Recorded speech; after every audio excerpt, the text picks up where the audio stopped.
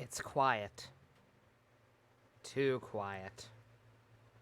Besides for that motorcycle that's right outside my house by the sound of it. And Tommy, what are you doing? He is staring at me ominously. You know what time it is, honey. You know I'm about to start talking to myself. As far as you know. You know you don't want to be down here for this, so why are you looking at me like that? What do you want from me? What do you want from me? Stop wagging your tail. You're not a dog. Hey, Scroy. Hey, Secret. Bye, Scroy.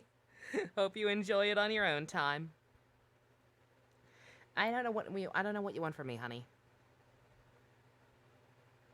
You want to cuddle? I can't cuddle with you right now. What are you doing? Do you realize? Do you realize what I'm doing, Tommy? You want to leave now? Thank God I'm streaming Pump. Yeah. This is, for context, I suppose, especially because I'm behind on YouTube uploads right now. Yeah, yeah, this is being recorded on September 11th. Not a fun day for Americans, nor the rest of the world for the most part. So hopefully we can have some fun today. Take people's minds off things. Tommy, what do you want? Gonna attempt to watch the first 20 episodes double before the group watch Secret? Yeah. Good luck. If you can't, don't worry. We'll try our best to catch you up. We did also watch the crossover with Decade, which is not necessarily mandatory to double story, but does give some pretty important backstory. Namely, in regards to Shotaro's mentor, aka Kamen Rider Skull, the coolest motherfucker ever. Hey, bestie. Tommy, what do you want? Do you want out? Tommy! Tommy. Come on. Come on. No? I don't know what he wants. He's sitting on my dance mat now. Hi, Murloc. When did I end yesterday? I ended right before the actual trial. We finished up the investigation. We did the dance at the Wax Museum. With good old Sherlock. And that was it. Yeah, assuming trial day one, like I said, we don't know fucking anything. Like so much of the investigation was at the Wax Museum. And I have very good reasons to believe that that's not actually going to end up being terribly relevant to the case. I mean, it could surprise me. But just all of the, like, the stuff with, totally not Professor Moriarty going on. I get the, distinct impression that all that's going to end up being a lot more important. And this is just more of an isolated incident. Although, who knows? Like I said, the conspiracy bullshit, and given some of the shit that happened yesterday, that my brain's been working overtime on, anything's possible. Had a weird dream today. Very weird, so bear with you. Uh-oh. I should have some background music playing. Or I could just, I could sleep into the trial, right? Surely the game will start off with music relatively soon, right? Give me the music. Hey, Nyatsurugi.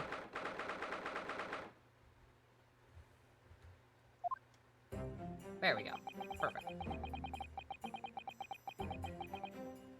This man is some goth fucker. I'm sick of this.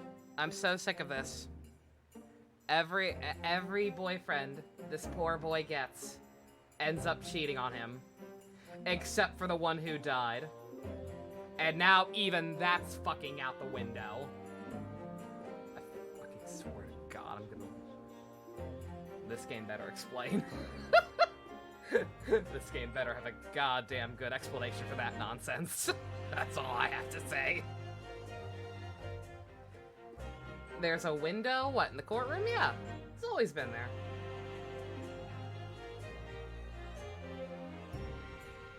Okay, Tommy is laying down on my blanket. I guess he's staying down here. We'll see how long that lasts. I'm looking at you. I don't know what you're doing down here. You don't like me yelling. I know you don't like me yelling.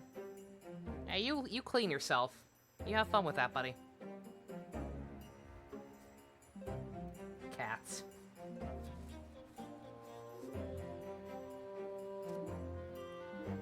At least Gina's out of prison. I'm glad she got a light sentence.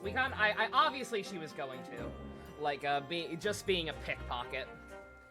And, being coerced by someone who was obviously very, very evil. And being underage, technically. Like, yeah, I think you're cheating it off with a pretty light sentence. Glad to see you're up and about. It's just a shame that it's under fucking Gregson. It was time to group watch Gaim. For some reason, everybody in the group watch was around you in Gaim cosplay in some kind of classroom. You proceeded to sleep through almost the entirety of it and woke up at the end.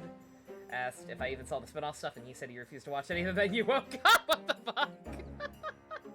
That is very weird. I think you might be excited for the Gaim group watch. Can't imagine why. Looks down at my model shirt that's barely visible. How high can I go up? Not that high. I have the Gaim logo on my shirt. Don't worry about it.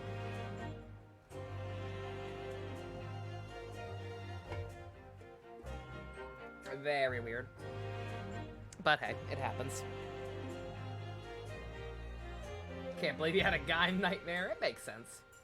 Think I'll start the second part of the investigation today? I have no idea, Murloc. I don't know how long the first part of the trial is gonna be. Like I said, we have very, very little information in regards to the actual case. Like, pretty much all we have to work with is a couple of things from the crime scene. And I'm not a scientist, unlike Eduardo from Extreme Ghostbusters. So I don't know how we can prove it with this. That we have that screwdriver. The only thing I can think of is we have that screwdriver as evidence.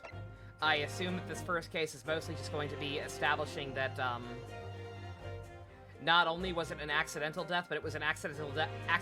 It wasn't just an accidental death. Like, I don't think Harebrained had any part in this, obviously. I think somebody else sabotaged his machine. This guy's just here now.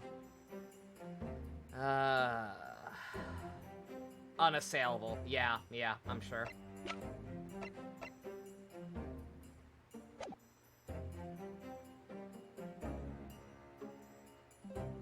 It's okay, Pump. Like I said, I kind of figured. I kind of figured this would be a two-parter. The case 2 was already a two-parter. I would be very surprised if any case going forward is not a two-parter.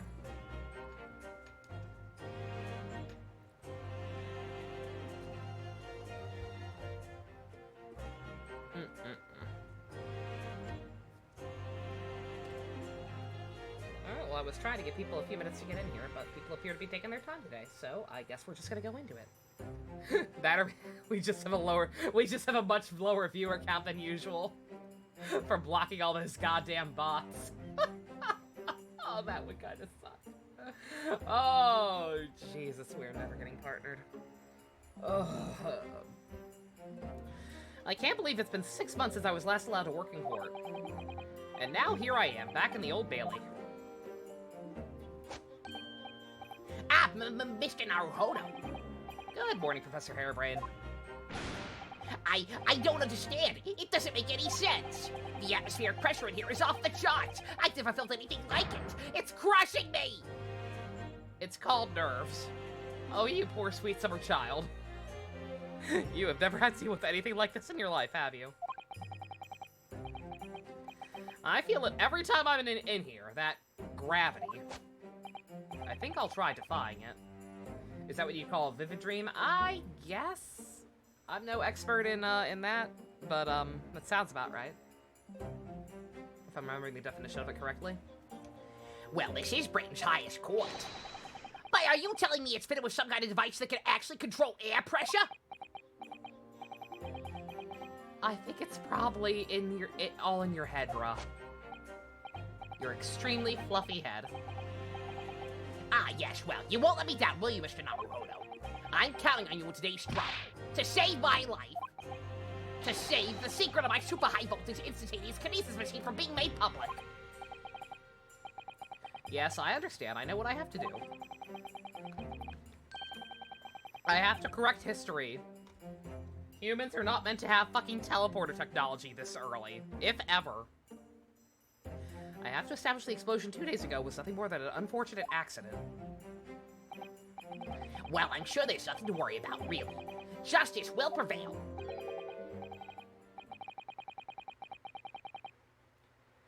My commiserations, Mr. Naruhodo. You appear to have been lumbered with a most tiresome case here. Oh, of course. Mr. Shalbs, what are you doing here? That was very mean, Bruno. Leaving me at home alone at home with Hurley. Do you have any idea how much he dances by himself? It's weird. I was gonna say, I can't wait to see the same jury people again. What are our bets for the jury this time? There are only 12 people in England.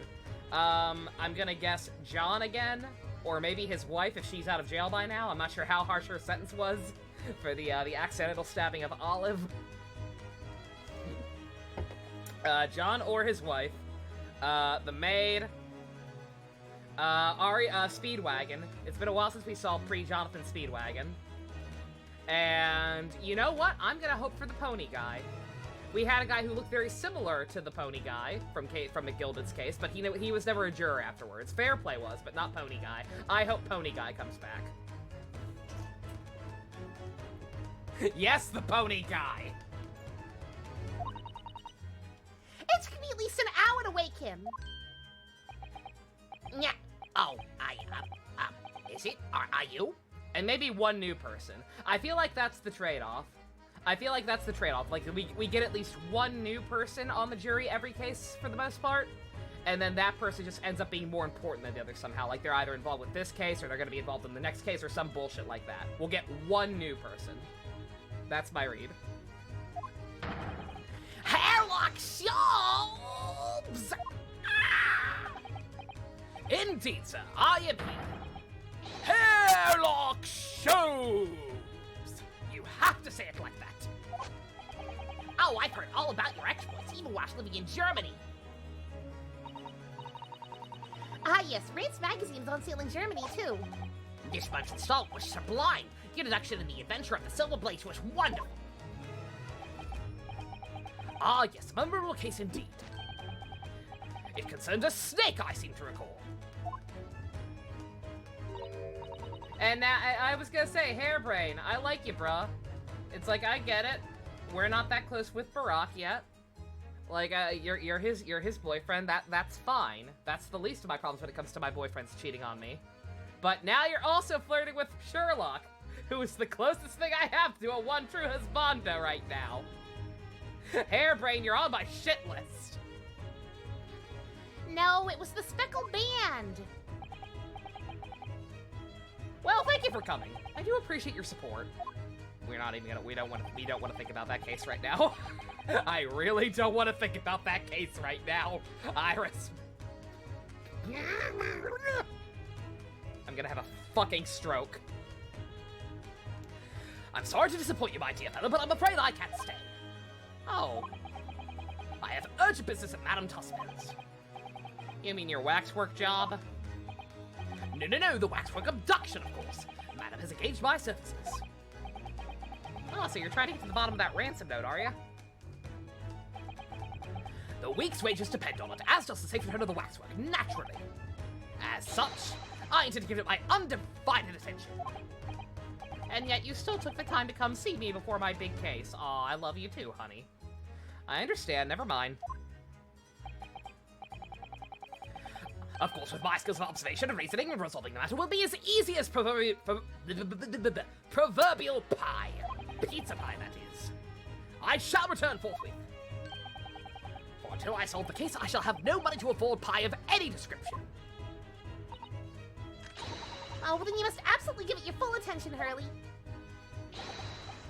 Quite, Iris, quite. But life is riddled with irony, you know. He has money? No, he doesn't. That's the problem. He's literally only doing this wax job because he needs money. Well, and also probably because of the fucking, the fact that it was that figure that got, that wax figure in particular that got stolen. It's gonna be important. It's all important. It's all connected. This is some 13 Sentinels bullshit. We're gonna need a flow chart by the end of this. Today would be a good day to start drinking. I gotta figure out how to import some osmanthus wine. Hey, Stu! Whenever I give my full attention, I have a quite insatiable desire for pie. Of the universe's most intractable mysteries, you might say. Oh yes, quite. I love pie. Definitely. Absolutely. I totally understand.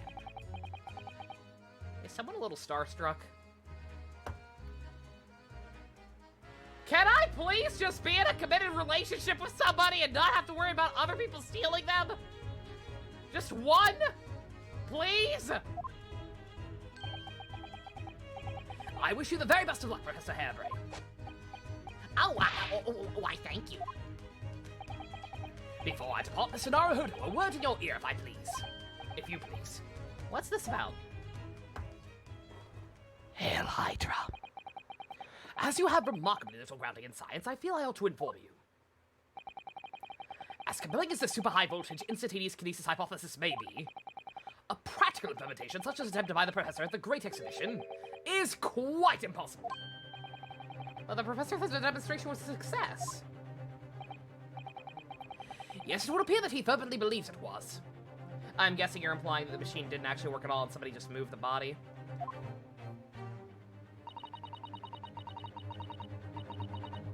Gina, are you free today evening? Oh yeah, I posted in the Discord, but yes. I have added new bit alerts. We now have special alerts for 777 being banana, and what was the other one? And 51 being I like that from that terrible No More Heroes teaser trailer. And also we have Gina and Raiden buttons. You're welcome. I've read Professor Bunnybrain's paper about it too, Bruno, and I have to say, I'm sure it can't be done. It could barely be done theoretically, let alone practically. So he's completely barking up the wrong tree. How could an experiment that had no possibility of succeeding in fact succeed? That's contradictory.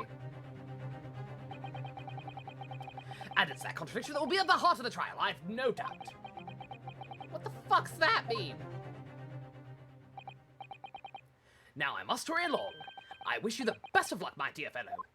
See you later, Harley!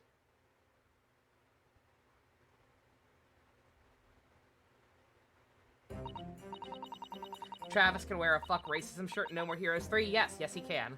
I will probably be wearing that shirt the entirety of the playthrough, depending on how early you can get it. Well, looks like you're on your own today, Bruno, but chin up, you can do it. I'm not on my own, I have you with me. Are you leaving me too? What about you? No, I'm afraid I can't help. I have something I need to do. What the fuck? Fire Emblem Three Houses is an obvious ripoff of Persona 5. It stole all of the social mechanics and unique ideas that were trademarked by Persona 5. You interact with your students and supposedly bond with them, but those bonds are nothing compared to the social link system in Persona 5. Only get 3 conversations. What the fuck kind of fucking trite is that? It's fucking bullshit.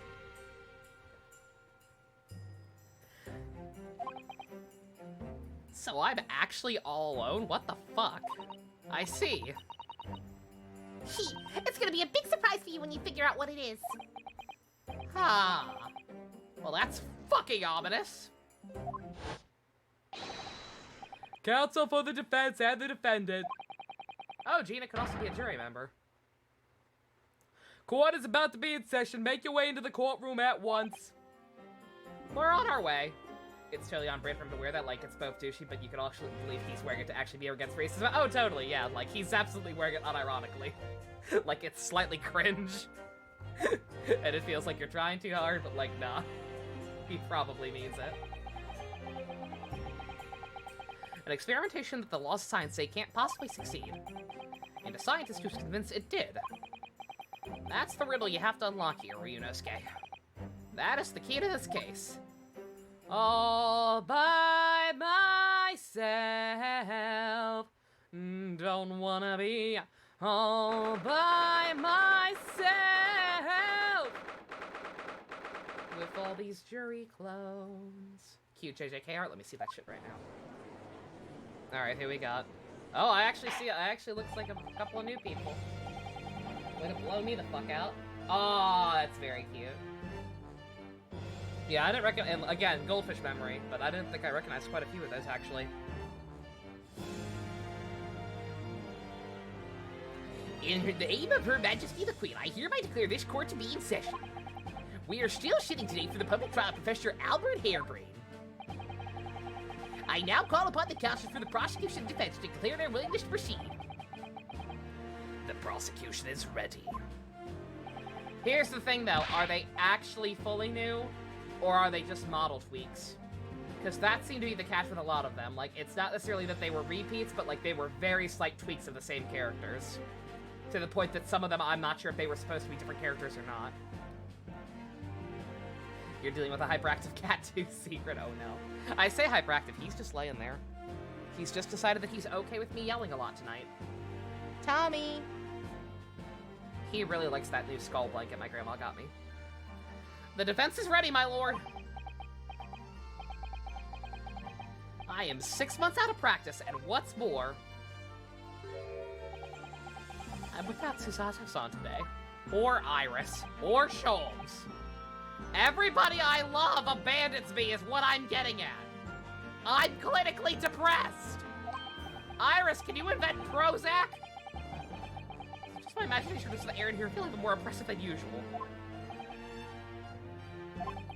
So I must say I recollect the victim in this case all too well, Mr. Odie Assman. Mr. Assman was well known as a financier though that was merely a front for his diverse criminal activities. It was only a month ago that man appeared in court prosecuted by you, Lord Von Cheeks, but the jury unanimously found him not guilty. You've been taking Soul-Loft? I was on that. It didn't do shit. That's just me. I've talked about this before. The fact that throughout middle school, I was on every single antidepressant that existed at the time at one point or another. None of them worked. None of them did anything.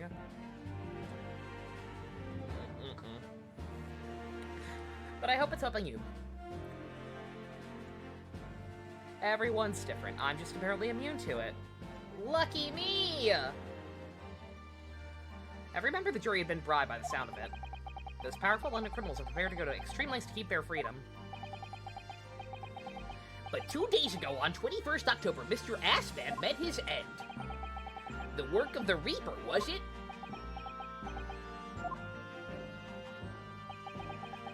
If that is how your lordship would describe divine retribution, then sure, why not? The fact remains Mr. Assman's death was a direct result of the actions of the accused, Professor Hairbrain. Very well, then.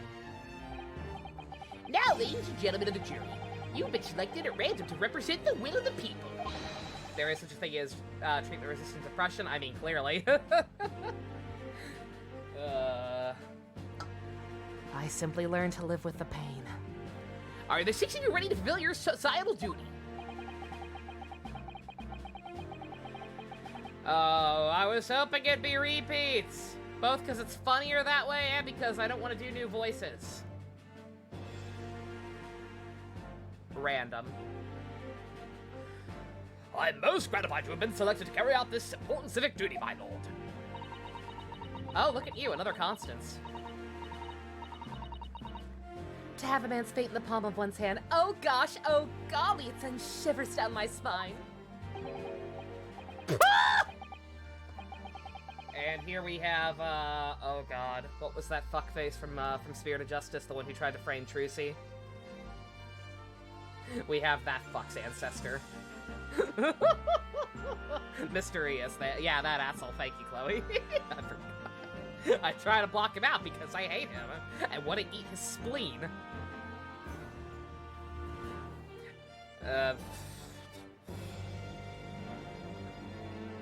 Fuck it. Science experiments, magic conjuring tricks, courtroom trials, all for nothing more than performances. Oh my god, what is wrong with your face? I don't think they've quite perfected their old man model. Any spurious scholar defies reputation of science deserves to hang. Wait, what was? Okay, wait, what was Aura's voice? Any spurious scholar that defies the reputation of science deserves to hang. What the fuck? Okay, sure. We had a population boom. There are now 18 whole people living in the city. That is a child. We have to listen to what's said on both sides of the fence and then settle on one. That's it, ain't it?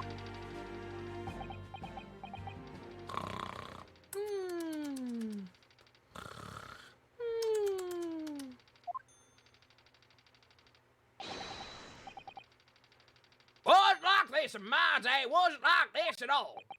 Back in my day, we didn't have numbers. That's a gun. Also, the police guy from yesterday. The Ottermole look-alike. And he's exhausted as ever, it seems. I don't like this jury. I don't like this jury at all. I'm sure as you're all aware, the incident we are here to judge today tragically took place at the Great Exhibition shortly after its opening. Though the death toll could have been far worse, with the exception of the victim, no one was killed. Nevertheless, the dream of science being exhibited rapidly turned into a nightmare for the spectators. A tragic turn of events, and as such, the eyes of all London, no, the whole world will be on this trial. It is our duty to reach a swift and just conclusion, I feel. So your opening statement, please, Lord Von Zeeks. At the heart of this incident is the technology never before demonstrated anywhere in the world.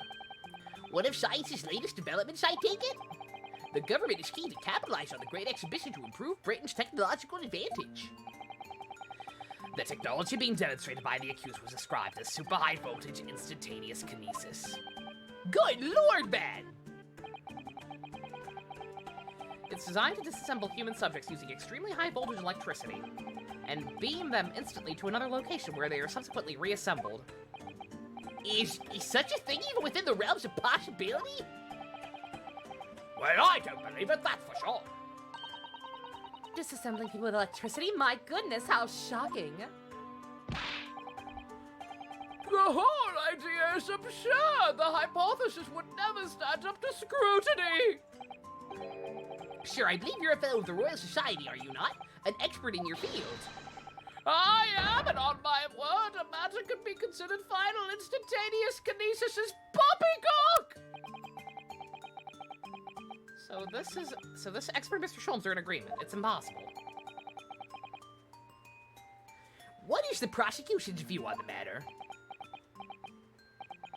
Finally completed that Storm Chasers quest in Genshin. Got to beat the Electro Oceanid. Hey, nice, yeah. It's a relatively challenging boss, especially if you don't just use Zhongli to spam shield. But it's pretty easy to work around.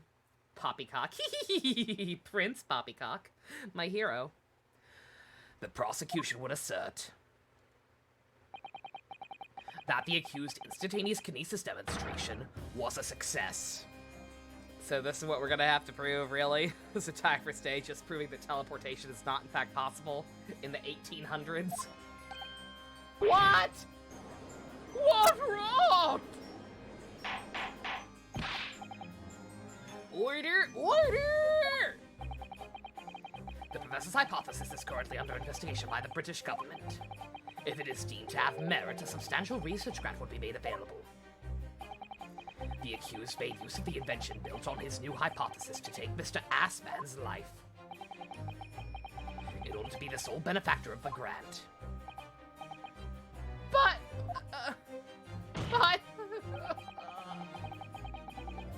this is kind of stupid, not gonna lie. The disastrous demonstration was no accident. It was carefully designed from the outset to end the life of the victim. Bruh. Thank you, Lord Von Zeeks. The prosecution's stance is clear. But you will now bring forth witnesses to substantiate your claims. Gladly, my lord. Oh man, cape's off already.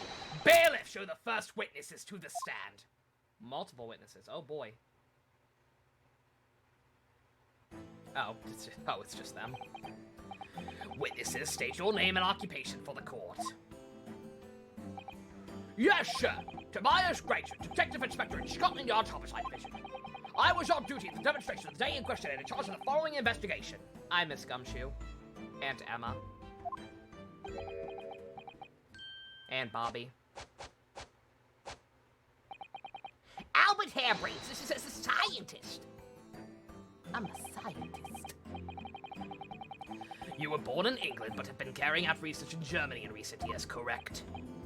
Yes, that's right. After graduating from university here in Britain, I went to work in Germany and made an amazing discovery.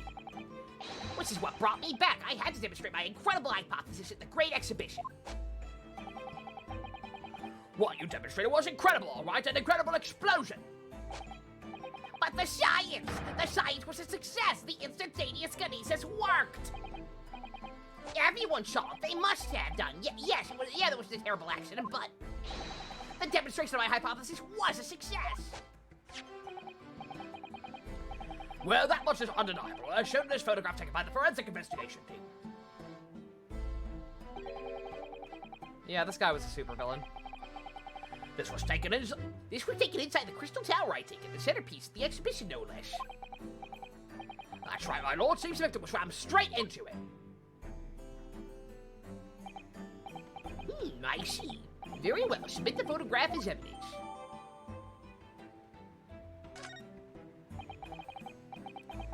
As the court said, the victim of the incident was Mr. Odie Ashman.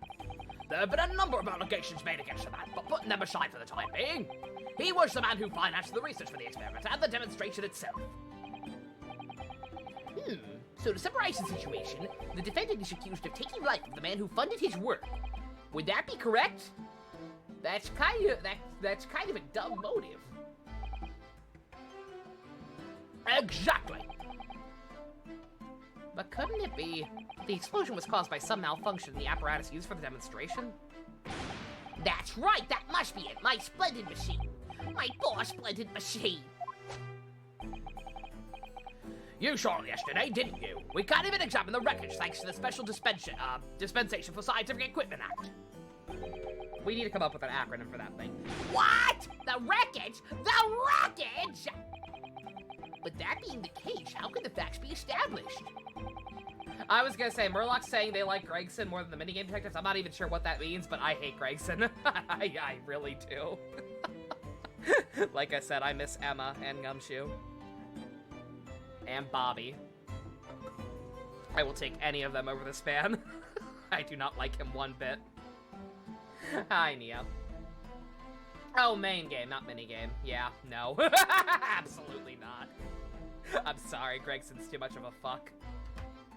Even if he is genuinely remorseful for what he put Gina through, like, good God. He's just he's obnoxious. The simping is obnoxious. Fuck this guy. No. How can it possibly be determined that it was a malicious act? Extremely simply, my lord. I beg your pardon? Isn't that right, witness? Why? I'm sorry, me? No, your neighbor. Yes, sir, it was murder, plain and simple. Anyone could state with complete certainty. How could he possibly think that?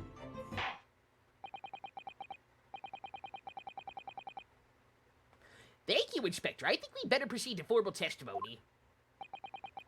You will explain to the coroner what grounds you claim this experiment to have been a front for murder. So is writing book. It's not even just that. It's not even just that yet. It's just what does he get? What does he benefit from this? He gets the respect of his workplace. He can't fucking earn that himself by just being a good detective. He gets paid more, like he's fucking special compared to other people doing their job. No, fuck this guy. He needs to get off his goddamn high horse. Screw him.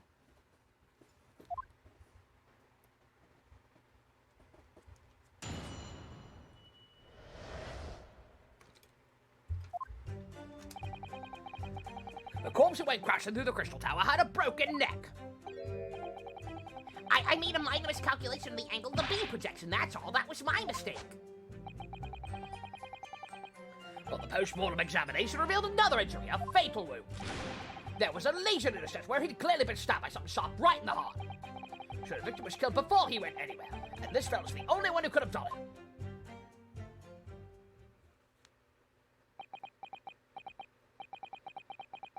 An extraordinary business. In addition to suffering a broken neck, the victim was stabbed in the heart? Information I really would have liked to have heard from someone other than the judge.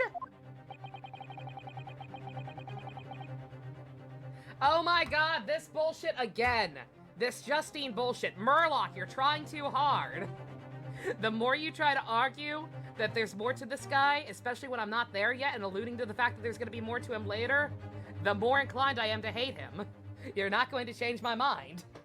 And by implying that now, I'm really not going to change my mind. Fuck off.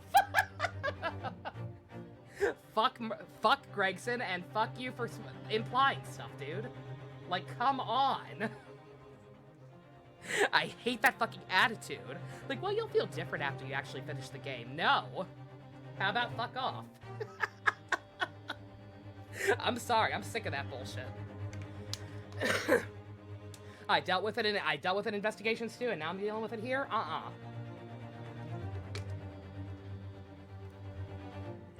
The coroner says death would have been all but instant from a wound like that. I got some sim. Thank you, Secret. Thank you, Pump. Necessary, honestly. Yep, that counts. That counts as spoilers. Nah, no, zero tolerance for that bullshit.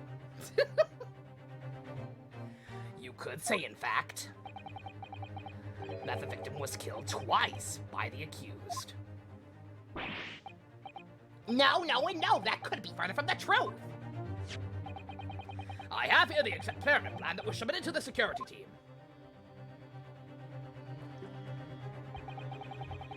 The victim stood himself inside something called the birdcage, ready to be beamed instantly. To the second level of the crystal tower, about 25 yards away. The experiment did not go according to plan, however.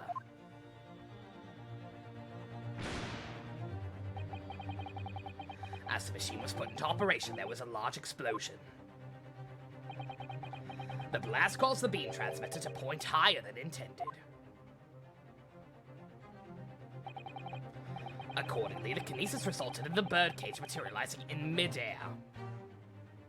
He materialized inside one of the balloons? From where it subsequently fell crashing through the glass of the crystal tower's large round window. I may or may not have forgotten who was talking. My word, one assumes the victim's neck was broken upon impact with the tower, then.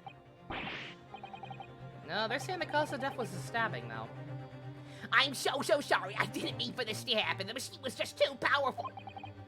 But honestly, really, I swear it was just an accident. A terrible accident.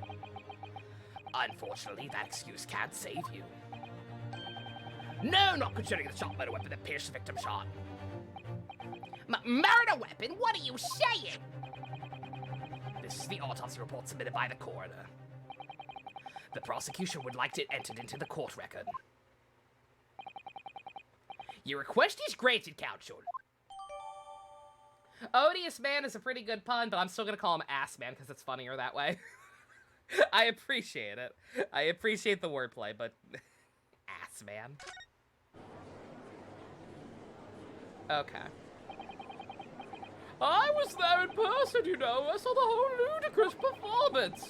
The only other person on the stage with Mr. Assman was that disgraceful excuse for a scientist. Then really, by all accounts, it must have been him. Hard to think otherwise, really. Except this relies on the fact that the teleportation worked. I don't know why we're also immediately willing to believe that. Very well. Counsel for the defense, proceed with the cross-examination, please. I guess partially because even Hairbrain is going so hard on that. Oh, it's gonna break his heart. It's gonna break his heart when he figures out it didn't actually work. Yes, my lord. I need to focus here. It's been a while, and I have no assistant to give me hints. Oh, dear.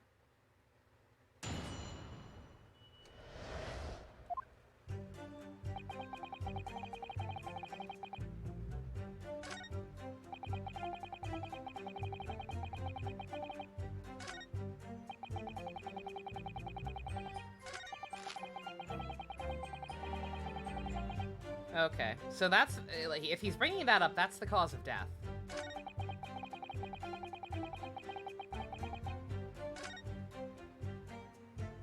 He's fucked without Susato, I kind of am. That's all I have to work with. I had no idea the victim had been stabbed. That changes everything. Did Von Ziegler keep that to himself until now on purpose to gain the advantage? Oh well, suppose all I can do is press these witnesses for as much new information as possible. Of course.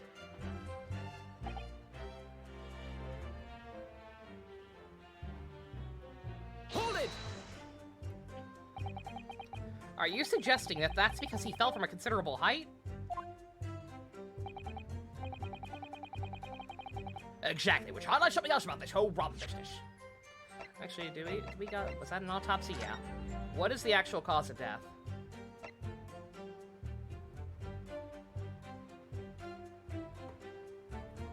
Hemorrhage, okay. Alright, so it was the stabbing, and then his neck got broken after, apparently. From the fall.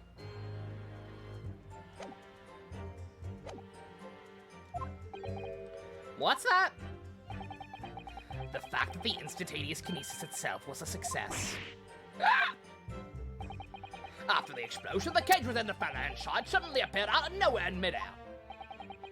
So although the experiment ended in disaster, the so-called instantaneous kinesis did actually occur. Remind us, Professor, what was the cause of the fatal disaster? Hold it! So the angle protection is critical, is it? And you calculate it yourself, personally? Absolutely! The calculation is far too complicated for anybody but me to carry out.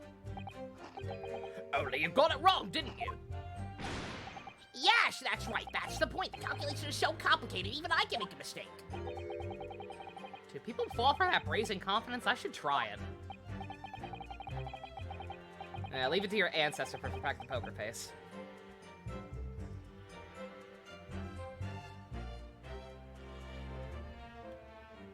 It's not even just spoilers, Murloc. It's the fact that you're so insistent on defending Gregson. Like, don't do that shit. If I hate a character, let me hate them. It is solely on that character to prove me wrong. The more people try to argue with me before I have any reason to think otherwise, the more inclined I will be to continue hating them out of spite. It happened with Courtney, and it's gonna happen again here now. I am a vengeful, spiteful motherfucker. I took into account the subject's height and weight, the wind direction, the ambient temperature. I considered every possible variable, so I just don't understand how this could have happened. Rayfa? No, I forgave Rayfa. Because Rayfa genuinely had a good arc. Like, I didn't appreciate people keep defending Rayfa, but like, no, she managed to win me over regardless. Mostly because of her shit parents. That's a berserk button. That's a fast way to earn somebody kneecap soup, and make me a little more accepting of whoever got hurt as results issues. I considered every possible variable. I don't understand how this could have happened. Obviously, then you had to include the weight of the clothes Mr. Assman was wearing at the time, I suppose. Yeah. Crackling comments. The answer should have been there. And also, like I said, it did chill out pretty early, mostly because the second people started calling me out for being mean to her early on, I said the same thing I said now. It's like, okay, you all apparently don't think she's that bad. Let me make that call myself. And then people kind of chilled out with it. That's why Rayfa ended up being okay. Fucking Justine and Gregson now, people keep insisting that there's more to it and there's something I'm not getting, or won't get until later, and I can't stand that bullshit. Hi, Dusk. How you doing? Crackling comments. The answer should have been there. Or the answer should have been 3. So much for safety first. The 3 must be for safety third. Oh, no. I need this. Hold it! Well, that's fallen, JC. Gregson just got Justined. Another fatal injury, you say? That doesn't make any sense. I didn't think I'd have to spell this out, but here we go. Just because there were 2 fatal wounds doesn't mean I was saying the victim had 2 lives to lose, does it? Too right, you. Obviously, at first, we thought the bloke had died due to his spine snapping in half as well. Shang-Chi, the new Marvel movie, was banned from China? Was it really? Aww. That's kind of fucked up. I guess it was offensive to actual Chinese culture. That's unfortunate. China's got some problems. Wins me the Understatement of the Year award. You're saying that's not the case. You'll get your answer once I finish my fish and chips. If you don't keep buttoning every few seconds. China also banned... Yeah, China has also banned femboys. Genshin Impact is gonna have to move their headquarters to Japan. MiHoYo has to either redesign Xingqiu or move their headquarters very fast. We all know that's a bottomless bag. It was because of a tweet from the actor from 2017. Goddamn, that sucks. That's even stupider of a reason. Damn shame. The victim plummeted 30 feet into a glass tower. Would it be reasonable to assume that is the cause of death? Right, that's what we all thought, but it was a red herring, wasn't it? Alright, bring in red herring. Hold it! SMT5 is gonna be banned in China? Oh, fuck. Oh, yeah, Nahobino is the most femboy of femboys. China is also giving kids only 3 hours of gaming per week. What the fuck? Jesus. Because he was complaining about the way the Chinese government works. Outstanding. Society sucks right now. The defense knew nothing of this crucial information. The prosecution received this report from the forensic investigation team only this morning. I knew there was some fuss about China's video game policies, but I didn't know about the 3 hours part. I heard about the femboy thing, but not about the time limit. That was the first we knew of it as well. I can only apologize for the impossibility of the defense. Sarcastic and insincere? That's impressive. Thank you. So what's the nature of the sharp object? Among the accused tools that were in use at the demonstration, one is of particular interest. This. Oh, we're thinking that's the murder weapon? I was thinking somebody used that to, like, just stuck that in the machine to cause the explosion. Not used it for an actual stabbing. Ah, yes, that would appear to be some kind of screwdriver, wouldn't it? Yeah! There he is! My trusty little companion, Andrew! Andrew! This guy names all his electronics too? Cool. So not Assman. I was actually wrong on that one. Do you know each other already? He's one of my dear friends, like all my tools. Aww. I've named them all, you know. We're one big happy family.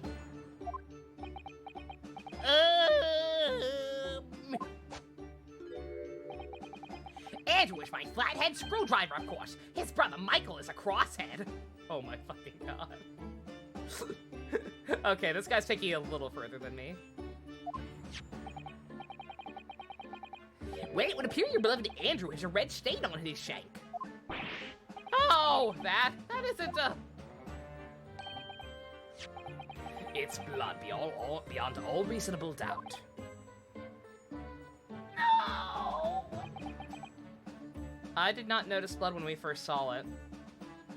You fabricating evidence again, asshole? And that's not all. The long, sharp shape of this Andrew fellow is completely consistent with the victim's wound. What? What? Yo, Blanco. Also, I have no idea how far we're going tonight because I don't know how long this trial is. If this is a relatively short one, I guess maybe we'll start the investigation for day 2 or whatever, but I don't know. No idea about the pacing of this one. Because, like I said, we have no fucking information right now. Order! Order!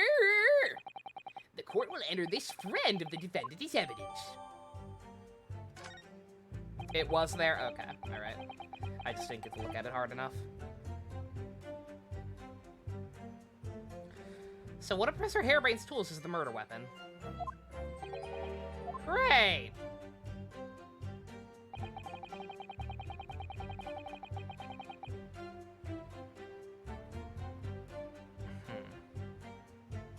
Hold it! What grounds do you have for saying that? Do you really need to ask? There were only 2 people in that public experimentation stage in front of the whole crowd. The victim, Mr. Odie Assman, and the accused, Professor Hairbrain. Yeah, he took it. Yeah, I didn't get to look at it very long. Gregson fucking took it from us right away. Exactly. We know for certain that before the experiment, the victim was alive. That's right! I saw him with my own eyes! I've got to watch Dinosaur Adventure. My Oro impression is not good at all. I need to fix this.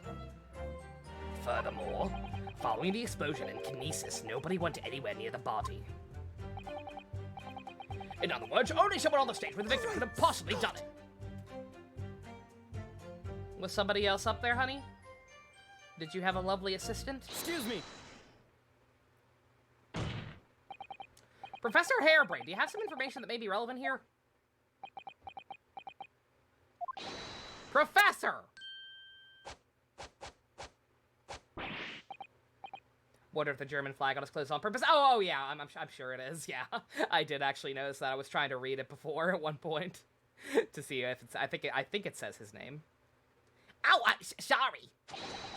I was just calculating the optimum coefficient of electrostatistical separate molecules in the human body.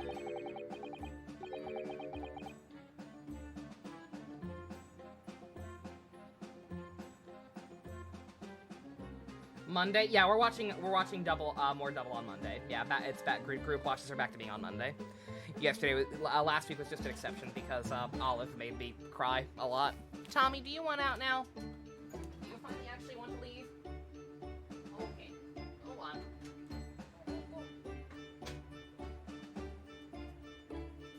He finally got sick of me yelling. Episode 1 of Ghost is better than the description of Forza's, but not by much. Oh god. More English. And the witness stand is the best place for this? It seems as though you might have something to say, though, about Inspector Grayson's last remark, baby. Yes, right, of course. He just said that nobody else could have done it, didn't he? Yes, that's right. Who else could have stabbed the victim, eh? I don't know, but there's no way I could possibly have stabbed Mr. Aspen, as you say. Bleh? Explain, please, Professor. Of course, this cold-hearted policeman may not be aware, I suppose. But humans are warm-blooded mammals with blood running continuously through their veins. I had heard. Then surely you see, if I plunged something the size of an Andrew into the man's chest, the whole stage would have been a bloodbath. No, a blood swimming pool. Huh. But thousands of listeners were watching me at the time. And yet not one of them claims to have seen a swimming pool of blood. Well, no, I suppose not. You see, no one. True, I didn't see anything like that. Well done, Professor. That was a great counter-argument. I'm confused about his argument. Is he implying that that is a giant-ass screwdriver? It didn't look that big. Were swimming pools of blood a thing back then? Oh, yeah, totally. Oh, actually, wait a minute. I've got a lot of new things. Let's see.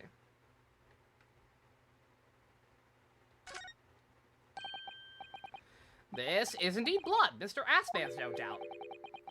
This is the problem with looking at murder weapons. Blood. Hope this is not Assman's blood. I've seen this unusually shaped handle before. The same screwdriver that was lodged in the grill on the floor of the kinesis machine. Which could be important, so I should definitely make a note of it. Oh, did we not? I was gonna say, I imagine it's gonna have something to do with the fact that, they're gonna try and argue that he, he stabbed him, like, after the teleporter worked, like he teleported both of them or some shit, right? But this screwdriver was back on the stage.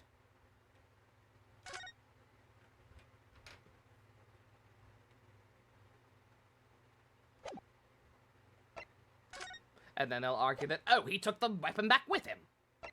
And we'll go in circles. Assman sounds like it would be like a villain in Kick-Ass. Like, if we ever get a Kick-Ass 3 movie, I imagine there will be a main villain called Assman. Order, order!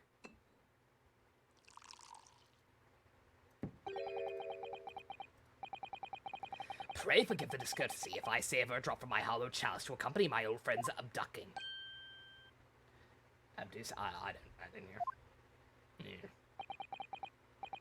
Here's to you, Albert. Oh, you're too kind, Barack. I'm really not a patch. I'm not really not a patch on you.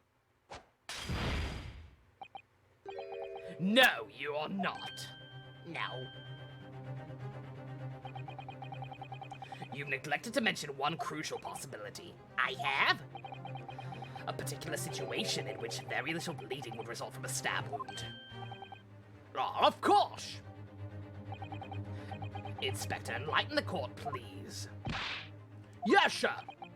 Where are they going with this? Very well, you will amend your formal testimony now, Inspector Gregson.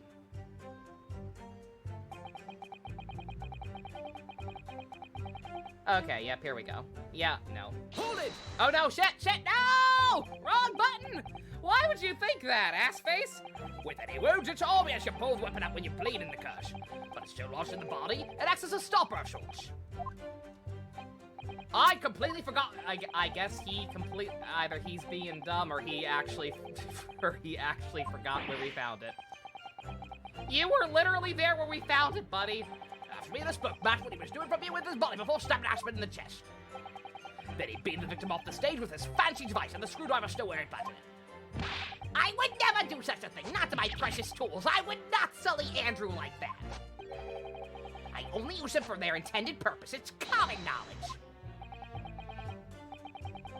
I was gonna say, yeah, the movies changed so much from the books that Kick-Ass 3 is genuinely not possible. Like, they would have to completely change it.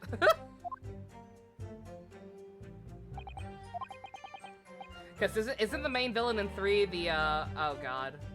I forget the actual character's name, McLovin. He's McLovin. No matter what movie that actor's in, he's McLovin. Isn't the main villain of Kick-Ass 3 McLovin's mom? But in the movies, they already pretty firmly established her as just being, like, a normal, mob mom. Who doesn't, like, actually have any of her hands in the family business. So, like, she can't exactly do the kind of stuff she did in the books.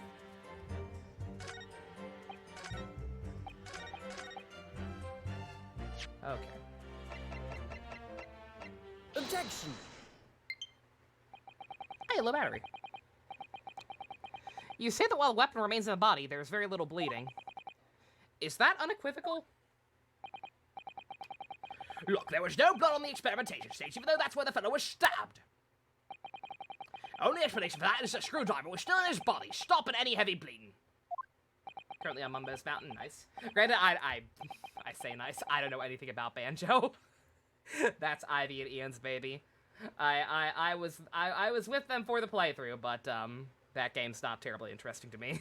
I couldn't tell you the world order or anything. I'm playing on low battery. Apparently, it's not my fault. The Pro Controller's battery usually lasts so long, I forget to charge it until it's actually time to.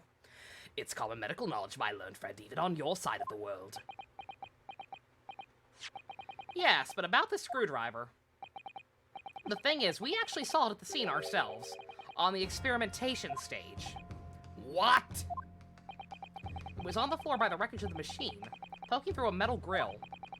I went to pick it up, but the detective here stopped me. Isn't that right, Inspector Gregson? Now you come to mention it, yes, that did happen. I didn't think you'd remember a minor detail like that. Inspector, are we to understand you permitted the defense counsel to investigate? That you contravened the Special Dispensation for Scientific Equipment Act. Okay, 1 second. SDFSEA. Oh my god. I can't make a funny acronym out of that! What the fuck? Why would you not have more vowels in there? You bastards. I'm gonna call it the Soap Act. Nobody can stop me. Really? No, not at all. I wouldn't do that. I just let him look, nothing more. It was very clear he wasn't gonna touch a thing. Yes, that's true. You know what? Actually, you know what? That makes too much sense. I'm gonna call it the Bob Act. Anytime there's something I just don't feel like saying anymore, it's Bob. The culprit from the first case? Bob. This stupid act? Bob. It is the Bob act. Can't stop me. The screwdriver was in plain sight on the stage. But it shouldn't have been, should it? What are you getting at? If this tool had still been in the victim's body when the victim was beamed away by the machine, then it shouldn't have still been on the stage. Bob! That's right, it should have been beamed across to the Crystal Tower along with Mr. Assman. And been found still lodged in the victim's chest.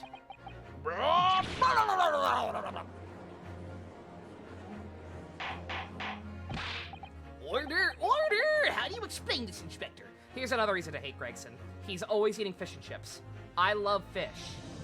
I love seafood, and I don't get to eat it nearly enough. He keeps making me hungry. Screw this guy. I would love some fish right now. I do. Looks as though everything the victim had on his person was moved with him when he was beamed. If the screwdriver was still in his chest when the instantaneous kinesis occurred, obviously that should have been beamed to the destination as well. You! How dare you point out the facts? This is a strange situation. Even though people are saying this instantaneous kinesis is a scientific impossibility, we're still basing arguments on the assumption that it did actually take place. Alright, time to tighten the screws here. My lord, if the prosecution is unable to explain this inconsistency in its argument, we can only conclude the testimony given in support cannot be relied upon. You had Mozzie Stick Secret Nice. I had tacos. Lord Von Zeeks is stumped. Oh. Oh my god! Is that his voice? Oh man, Brushel was an inspired choice. Do you have something to say, witness? Yes, I knew it. It bears out the equations hold. Mr. Naruhodo, don't worry. About what? That song from Xenoblade X. It's been stuck in my head all day. Without delving into the details, there is no inconsistency. What? Even if Andrew had been lodged in Mr. Assman's chest, my trusty tool wouldn't have moved. Andrew remaining on the stage is consistent with my calculations. Bruh. Bruh, you're damning yourself. You are currently damning yourself worse than the goat from Dingo's Hunchback of Notre Dame. Bruh. What?! Are you gonna try and claim that... Oh, being too honest. Is he gonna try to say that inorganic matter won't transport? Then why was the guy not naked? It would seem your illusions have been shattered. Clearly, we should hear the accused explanation. Or should I say, this brilliant scientist's explanation. Mr. Hairbrain was an average witness, but he was a brilliant scientist. Just what I'd found an inconsistency in the prosecution's argument. Scientists. Very well, the defendant will testify again. Provide us with the scientific explanation as to why the inconsistency asserted by the defense fails to hold. Is Von Zeeks praising his best friend? He is. Von Zeeks is being about as nice as he can, given the circumstances. He clearly has a soft spot for this man. It's quite cute. That I will, my lord.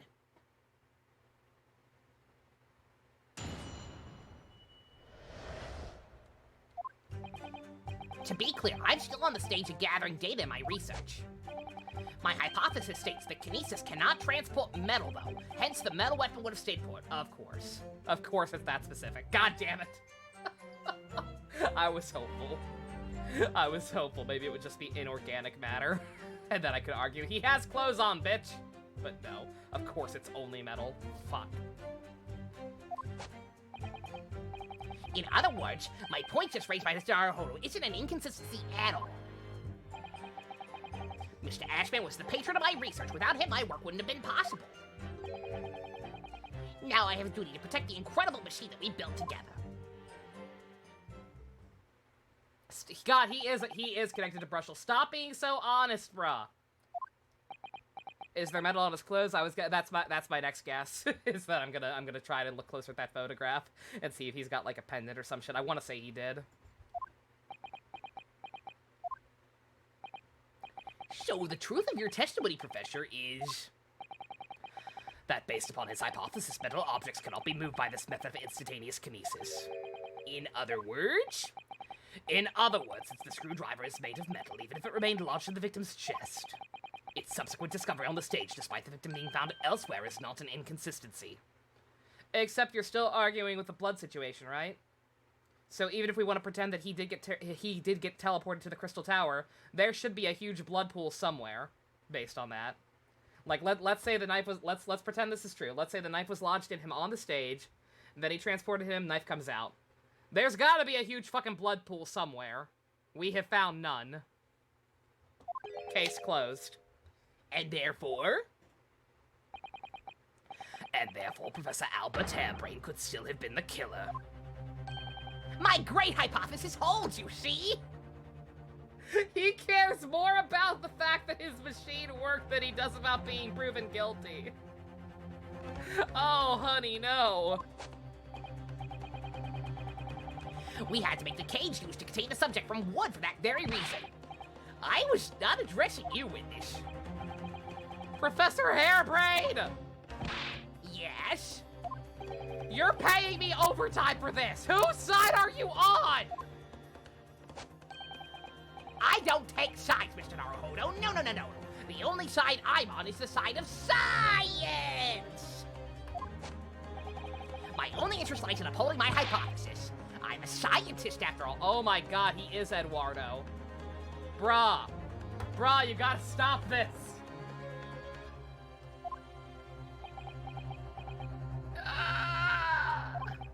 I admire him. I admire him being that confident in his work, but also, dude, murder. Is he working for or against us? It's very hard to tell. Let's see how you cross-examine this testimony, my Nipponi's friend. Aw, he wants us to smack some sense into him. I love you too, Von Zeeks. Yes, fire away, Mr. Naruhodo. I'm gonna need you to do me a solid and shatter this man's dreams.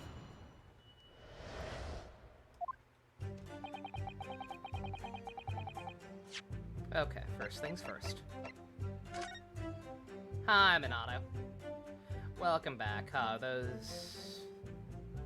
looks like wood. We'll fully admit that looks like it's probably wood. What about his glasses?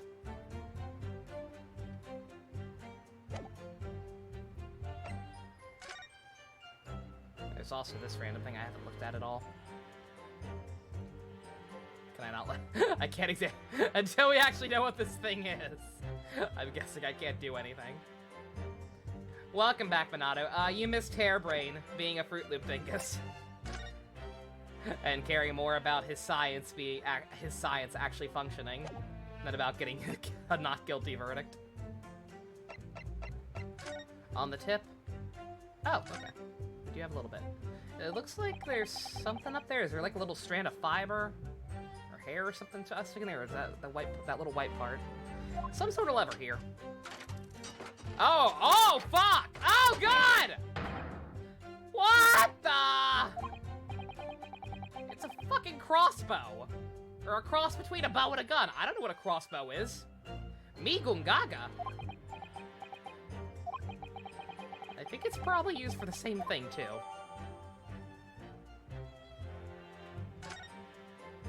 Okay. Science is neat. This groove here must be where the arrows are loaded, I suppose. So it's right, it's sort of a bow with an automatic firing mechanism. Me? Gungaga. This would be perfect for someone like me who catches here with bowstring 2 times out of 3. Thank you, JC. I don't know if he's Gungaga or not. When was the crossbow invented? Like, should he know what it is? It was invented in the Middle Ages? Okay, he should probably know what it is. In fact, if I had one of these, maybe I could have beaten Kazuma in Kyoto archery training. Oh. I mean, you might still get your chance. Looks like if you wind this back in order to draw the bowstring back and create tension. Japan doesn't have... Oh, that's true. That wouldn't have been a thing in Japan. Yeah, they're not very common there. Yeah, fair enough. Must be able to fire arrows with a large amount of force using this device, then. In fact, I'd imagine it's far more accurate and powerful than Japanese longbow. I really had no idea what was picking up when I spotted this at the exhibition grounds. I'm in danger. Yeah, these are a European thing. So yeah, it makes sense that he wouldn't know. He's not Gungaga. No Gungaga. Not today.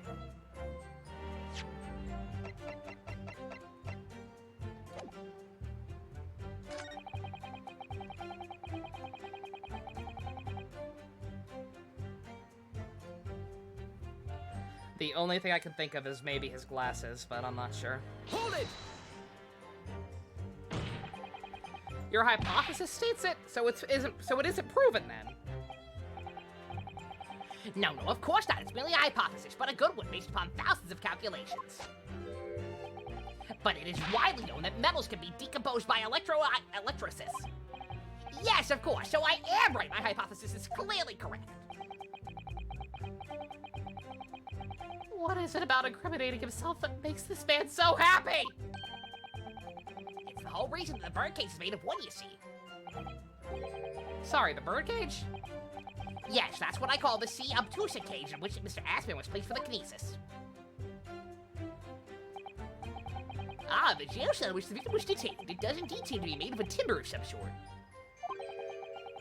I'd like you not to refer to it as an instrument of incarceration, your lordship. In short, any weapon lodged in the victim when he was beamed away by instantaneous kinesis would have been left behind on the stage if it was made of metal, correct? Yes, that's it. Yes. It fits perfectly with a mathematical model. But the ultimate conclusion, then, is that the defendant alone had the opportunity to inflict a fatal injury on the victim, is it not? Indeed, sir. Did you just realize this? Someone beam me out of this nightmare!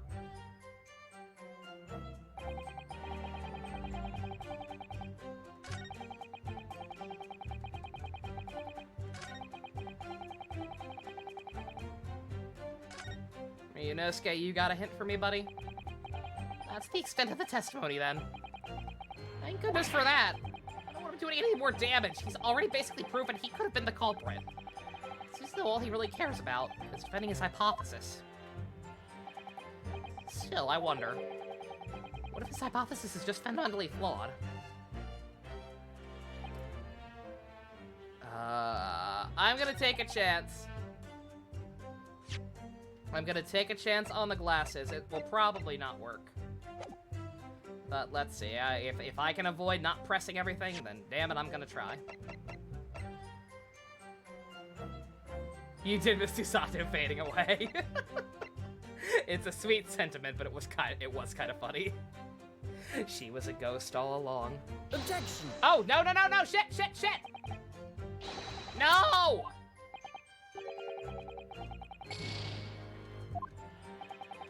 Alright, screw that. Yeah, wrong one. Alright.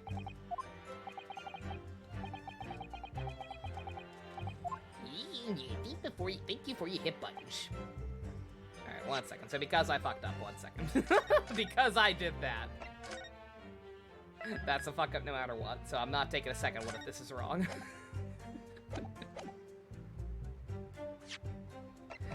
Let me try to do what I actually wanted to. Objection! Hey! Professor Harebrain, you say according to your hypothesis, nothing made of metal can be beamed by instantaneous kinesis using the machine you made, is that right? Yes, that's right. Spot on. Exactly correct. In that case, I'd like to have a look at this photograph that was taken at the scene. In particular, I'd like you to pay attention to the victim's face. Yep. Hey! I figured something out! You can see clearly that Mr. Ackman is wearing a pair of spectacles with a metal rim. What? Metal? No, metal can't. That's not... Metal? No! We've already established that the pro's murder weapon, the screwdriver, was found on the stage. Random thought, you still think the most hilarious moment of my bullshit psychic powers was Dupless and Thousand Year Door? I would agree. I would agree that that was still the best one ever. Big brain! Woo! Galaxy brain, activate! We've already established the proposed murder weapon, the screwdriver, was found on the stage. However, if your hypothesis correctly predicted that outcome, it should have also predicted that the metal rimmed spectacles would be found in the same place. My hypothesis! My hypothesis! Professor Hairbrain, this isn't easy for me to say, but your hypothesis is clearly flawed.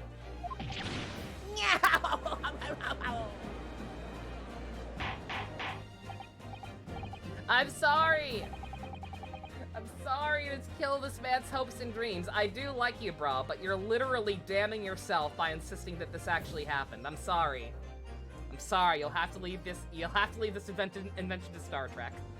Big Brain, tell me something. You will die alone, unloved, and unmourned.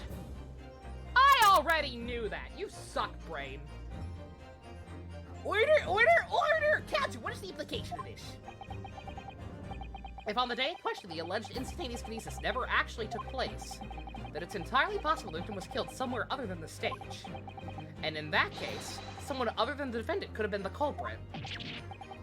But my hypothesis is sound. I proved it that day. The experiment was a success. The experiment was proof of all my hard work. If I could say something here in my capacity as a fellow man of the Royal Society! Yes, jury number 4, go ahead. As a man of science, there's one thing I simply cannot abide. And that's a fraud who pretends to be a fellow man of science! What? Wait, great Scott, are you suggesting my science is suspect? I thought for sure he was gonna have the guilty curtain. Like, bro, you realize this makes him less likely to be guilty, right? It's been disproved, hasn't it? It's been all of us. I keep wanting to go LaBelle. He's not LaBelle. In other words, the whole demonstration was complete nonsense from the start. Believe me, my fellow jurors, when I tell you this man is a heel, a blunder, and a fraud. I say the records of that machine should be stripped down and thoroughly examined. Thinking of ordering a pizza? Ooh, nice. No! Never! That machine is the essence of my entire hypothesis. It's protected by it's protected by the Bob Act. What the devil was that blasted act about? Who made up such a damn rule? I don't like the way this seems to be going. What's the best way for me to help the professor? Uh-oh.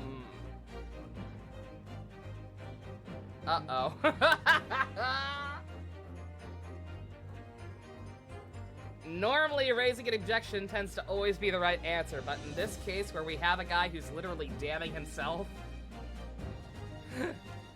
and the fact that they think his science is bupkis is actually good for us.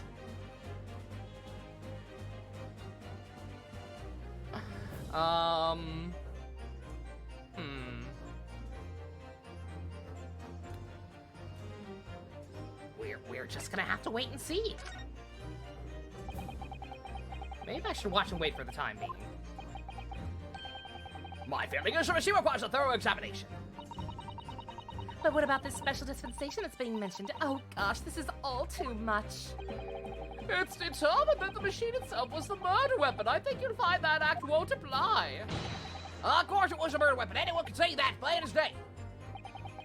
So we're all in agreement, are we, that the machine should be stripped? Oh, right. I don't want that. Oh, okay. Then what was the point of that? Professor Harebrain has yet to perfect his invention. This would seem to be the case, yes, but even so. Even so what? But thou must. Go into such trouble and expense to create a fake machine to display in public. He would have absolutely no reason to do such a thing. Objection! I was gonna say the little blonde girl has not said anything. She's just eating corn. Good for her. He has an obvious reason to do exactly that. For the research grant money. If the government was foolish enough to have deemed the man's ridiculous notion plausible, his conspirators would have received a handsome sum indeed. conspirators? What would be the value of such a grant? 10 pounds? Your order of magnitude out, madam. 500 pounds a year. Our, you can live a handsome on that much for years. Society's noticed an increase in bogus public demonstrations in the field of science recently. And plenty of scientists arguing with each other to get the large slice of the funding cake. People's greed is plenty motive enough for murder, I assure you. No. I haven't deceived anyone, least of all the government. My hypothesis is sound, the science is sound. Please, you must believe me. No matter how unbelievable this hypothesis may seem to you, ladies and gentlemen, the fact remains that the victim was transported instantly to the Crystal Tower. Which means that the experiment was a success. I thought we literally just proved that it couldn't have been. Barack. And therefore, the only person who could possibly have committed this murder is the accused. Oh, Barack! Barack. It's very sweet that he believes in him, but also murder. This is a complex relationship happening right now. Where is this heading? I have no idea. My lord, if I may. Yes, Lord Von Jeeks. They're Pinky and the Brain. Yes, Pinky and the Brain. One is a harebrain, the other's a vampire. We gotta work on that one. The prosecution would like to summon new witnesses to the stand. Oh, other people did actually see this. Great. New witnesses? What would be the nature of their involvement? They were spectators of the demonstration at the exhibition, who were occupying special seats. Eyewitnesses? Very well, the court grants the prosecution's request. I should very much like to hear from eyewitnesses to the incident. The prosecution's stance is clear. This experiment was no pastiche. The accused killed the financier victim there on the public stage before the very eyes of the spectators. Now, my learned friend. Yes? Me? It's time for you to make your own stance clear. There's clearly a flaw in the professor's hypothesis. I can definitely see that. But where does that leave me? We shall take a short recess now, Already? during which time the prosecution will prepare its new witnesses to take the stand. As you wish, my lord. Good, in that case, court is adjourned for 20 minutes.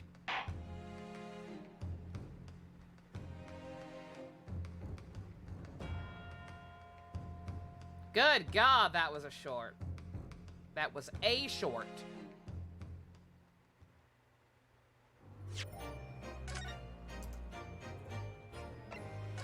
Call it for today. It's only been an hour and a half. How long is the rest of day one? What the friggity frack? Like I said, I knew this would probably be relatively short. Let's call it. What? It's only been an hour and a half, not even. JC, no. I'm not going to bed. I gotta earn those sweet Twitch pennies.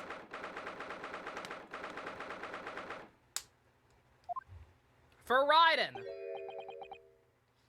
Mr. Naruhodo. What on earth were you playing at just now? Or rather, what on earth were you playing at all along? My hypothesis! My amazing hypothesis! You've been picking holes in it from the start! Go to bed for Raiden? No. That won't help me get money at all. You need to go to bed, Murloc. Nighty-night. You have a good one. Sorry about that. But you promised me! You said you'd prove that draft explosion was an accident, not murder. You said you'd keep my precious invention from falling into anyone else's hands. But all you've done so far is try to undermine me. That was when I had no reason to believe anyone else was involved, brah. I did make you a promise, you're right. I said I'd believe in you and fight for your freedom to the very end. But I also told you I was no scientist. I don't understand your hypothesis. Oh shit! Sherlock, before you go, crazy Uncle JC. Back at it again. Fuck it, you get one too. Thank you very much, JC. Murloc, enjoy your eggs and emotes. If not tonight, then some other day. If you're still piecing out for the evening. If there is, the fact is, there's an undeniable flaw in your logic, isn't there? Yeah, but I just run through some equations and yes, you see, it's because my work is incomplete. Perhaps it is, but nevertheless, a man died as a consequence, didn't he? Oh. Oh, no! Oh, shit, that's right. People die when they are killed. You got paid handsome, might as well have fun. Hey, nice. Forgot to pay for the internet? Oh, no. Yeah, take care of that before you do anything too crazy. Internet is important. You're right. You're so right. It's all my fault. And I have no right to blame you for my failures. I'm a disaster, not just as a scientist, but as a human being. Well, I wouldn't go that far. Might be a little over the top. And while we're on the subject, what about Barack? He's being awful. Blaming his own university friend to be a murderer, you mean? He's a disaster, not just as a prosecutor, but as a human being. Probably because he's actually a vampire. Oh, but no, wait. He's the Reaper, isn't he? Perhaps he's not classified as a Homo sapien anymore. Vampire, death god, same thing. Glad that's cleared up. Can I double check something with you? Yes, what? The machine of the demonstration you prepared. They were based entirely on your hypothesis, I presume. There was no trickery involved. I drew the plans for the machine with my very own hands. Every line was painstakingly drawn with the firm belief that science is the only future. So yes, it's true my hypothesis hasn't reached maturity yet, but please, Mr. Naruhodo, you must believe in it.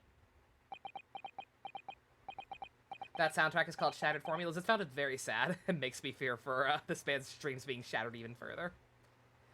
Welcome back, bestie. All right, Professor, I understand. Counsel, defendant! Prosecution's witnesses are ready to take the stand. Court is about to be in session again. Make your way into the courtroom, please. I actually probably should have at least taken a bathroom break and refilled my drinks. Well, we're back in the seats. It all hinges on that demonstration. If the professor's hypothesis is as sound as he claims, it leaves him as the only person who could possibly have killed the victim.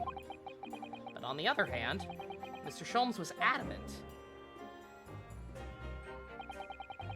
Practical implementation such as was attempted by the President of the Great Exhibition is quite impossible. I believe in Sholmes. I believe in Sholmes at his chest more than I believe in Harebrained.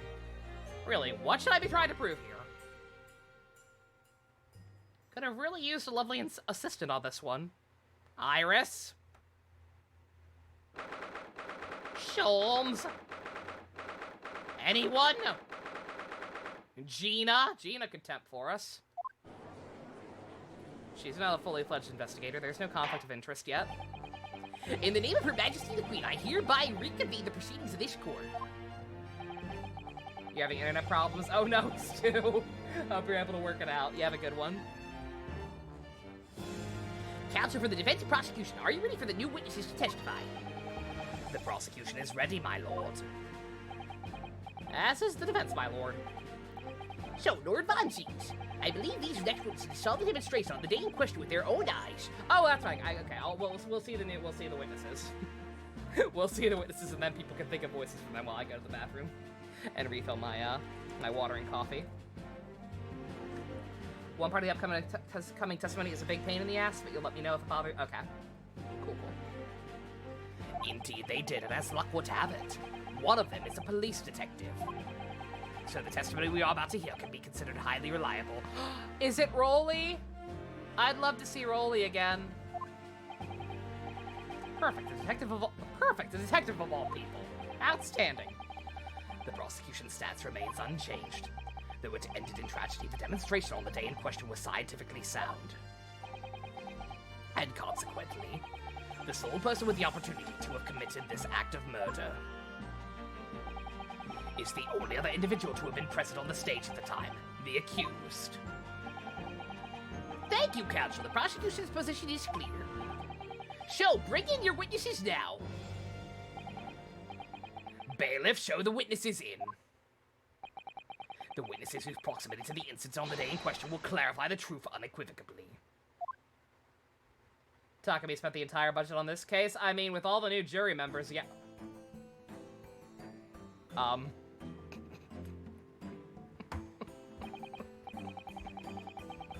Okay, so, Gina, a small child, and the guy from the Imagination Land episode of South Park.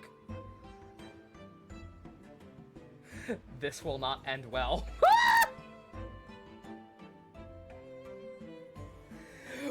Witnesses, state your names and occupations for the court to hear.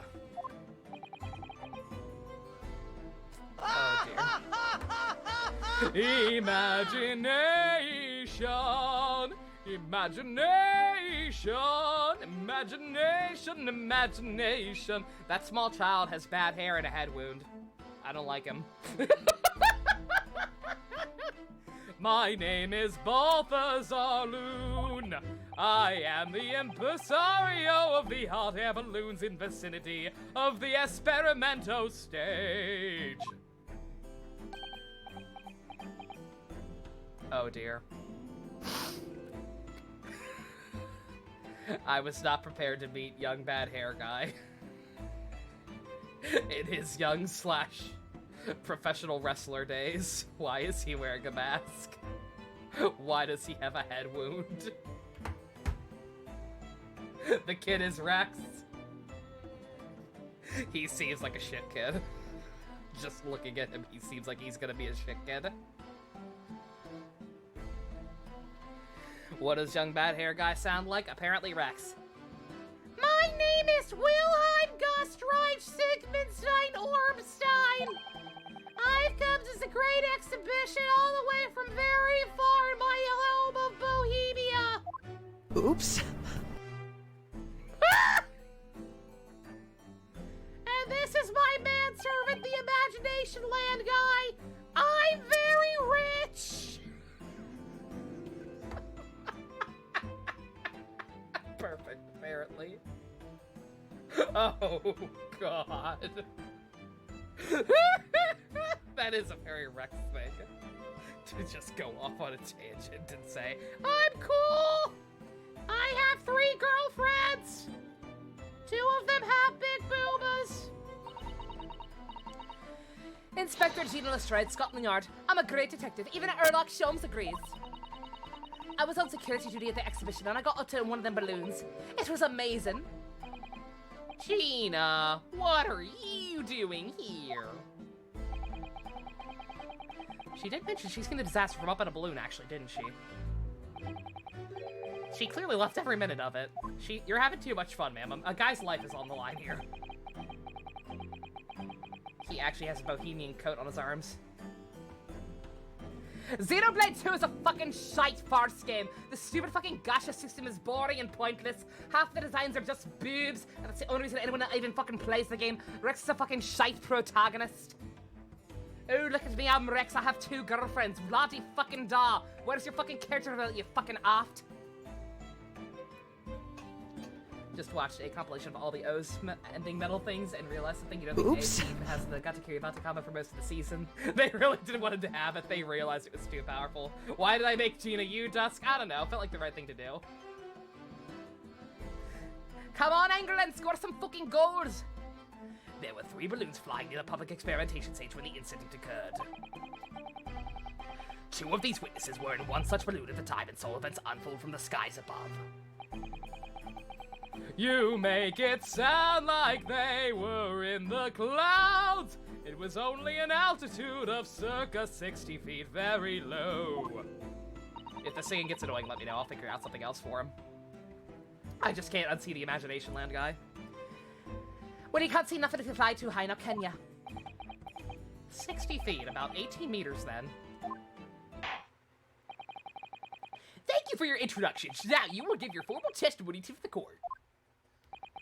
Kindly describe exactly what you witnessed, especially those of you who had a vantage point at the stage. Can I do that voice without singing? I'm Imagination Guy. I feel constantly compelled to keep singing, but I guess I can do it. At that point, it's kind of just Bobby. But it's possible. Slightly possible. Excelsior! Mario? I'm already using Mario for the random magician guy on the jury. It was an incident terrible. I am only grateful that my balloons were not damaged.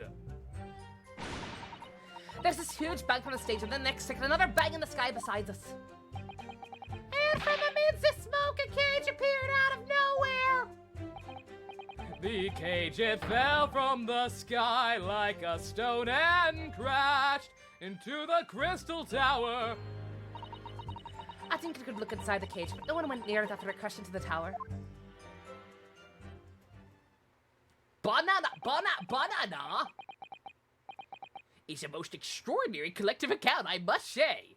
What is the meaning of him saying banana all those times in a row? I don't get it. Can I just clarify something? There's a detail in the witness's testimony I've not heard any mention of until now. Specifically, that there was a second explosion? Yeah. Thank you. I was like, that was bugging me too. I love you, Ryunosuke. You are a boy after my own heart, truly.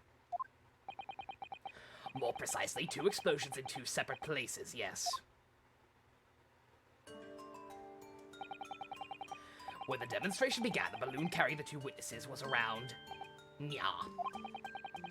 There were other balloons in the air nearby at the time carrying other passengers as well, to be clear. Then, as power was supplied to the machine for the demonstration, the first explosion occurred. Gina's new outfit is very cute. I like it. Like I said, it's hard to even tell that she has anyone at first, but then you look at it like, oh, she's actually got like a nice waistcoat and stuff. It's very cute. Just finished Claude's paralogue. Hey, nice. The so-called birdcage that contained the victim disappeared from the stage a moment later. The second explosion occurred directly adjacent to the balloon carrying the witness. Okay. Seems awful dangerous. Is that why he has a concussion? Couldn't have happened to a nicer kid. The birdcage appeared at the site of the explosion, subsequently to plummet down into the crystal tower. I was very surprised. Suddenly a cage appeared before my eyes. Viz a person inside. The blast was so hot I didn't want to miss a thing, so I kept my eyes wide. I'm very rich. I have money. I still have lots of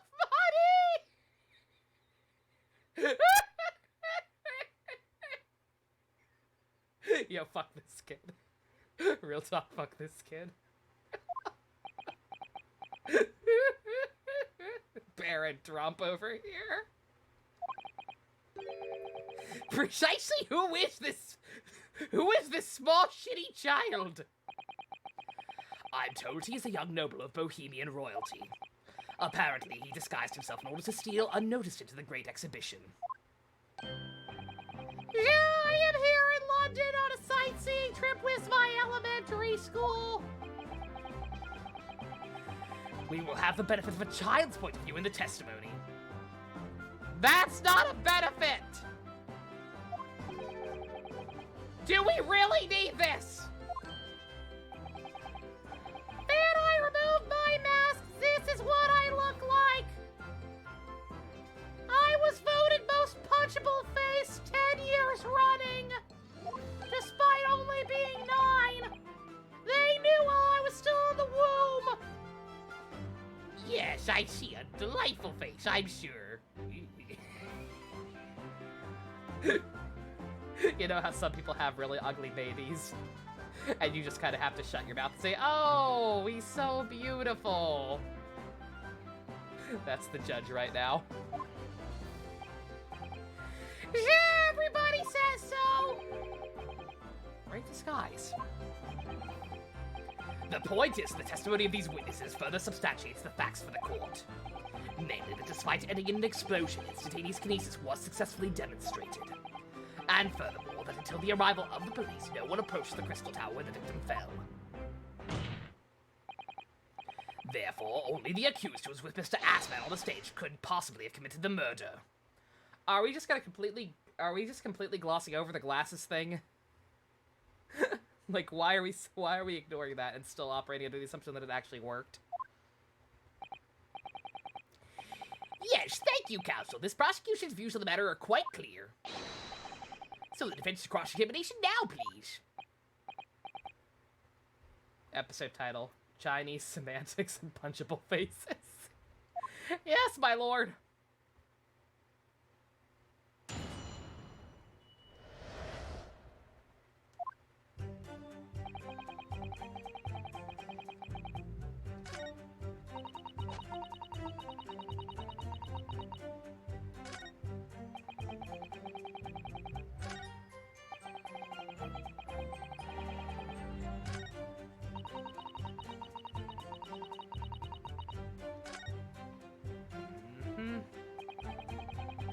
Prosecution really is asserting the demonstration was genuine.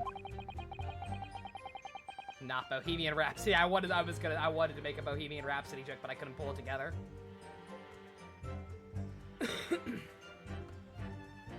What if there was actually some kind of switch around trick instead? That would mean that the victim was never actually on the stage in the first place. Two explosions would have thrown everyone watching into a panic for sure. They're gonna need to find out more about exactly what people saw at the time. So press.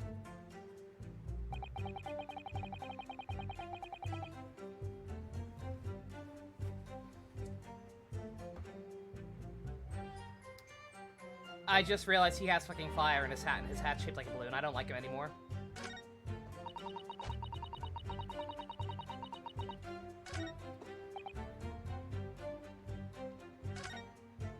This segment had you stuck for 30 minutes. Oh no.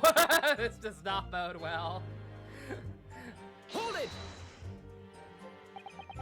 So you actually saw the incident happen from high up in the air.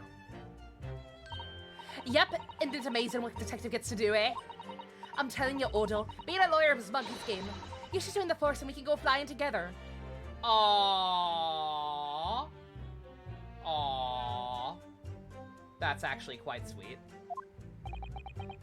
You know me so well.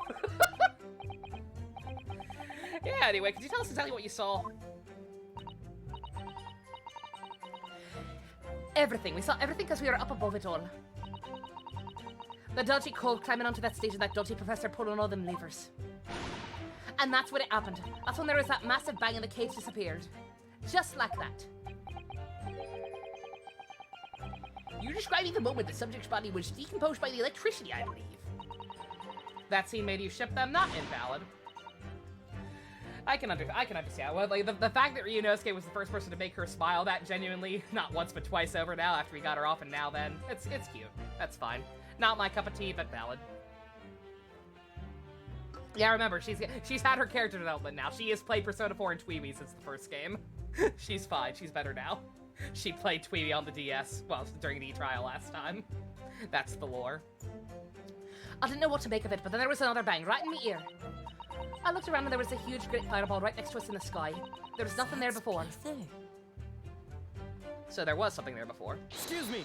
What'd you see, honey? Master Goth, does your memory of the day differ? My teacher at the elementary school said that you can meet someone for the first time. You should always use their full name. No.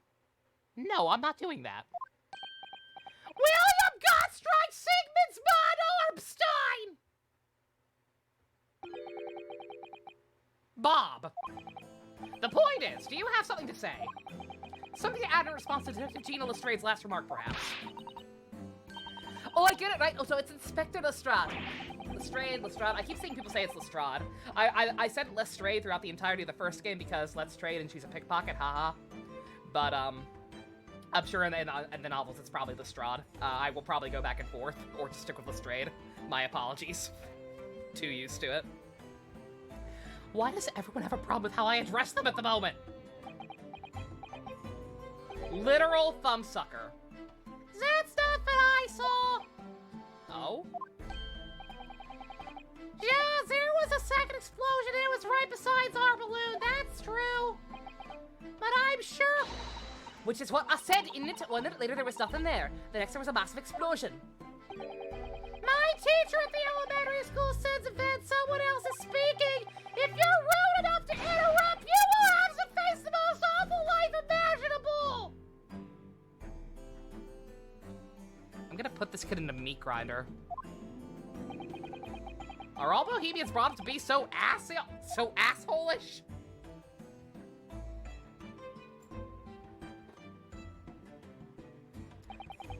I'm still very rich! Just before the second explosion happened next to our balloon, I clearly witnessed a green balloon flying in the sky. A green balloon? You fucking what, mate? You never saw nothing like that. Well, I did! I saw it and you can't say I didn't! And I will complain to the council! I will cry and scream! Holy shit. Yeah, this isn't young bad hair guy. Bad hair guy had more dignity than this. This is literally just younger Rex. Fucking Jesus Christ. My testimony is the truth! I am a Bohemian prince! You cannot say it's a lie! That is not allowed! Playing the bleeding royalty card, are you? Typical. Says the orphan who likes to remind people she works for Her Majesty's police. In that case, young man, I must ask you to amend your formal testimony. The interest of cordial national relations between Great Britain and Bohemia.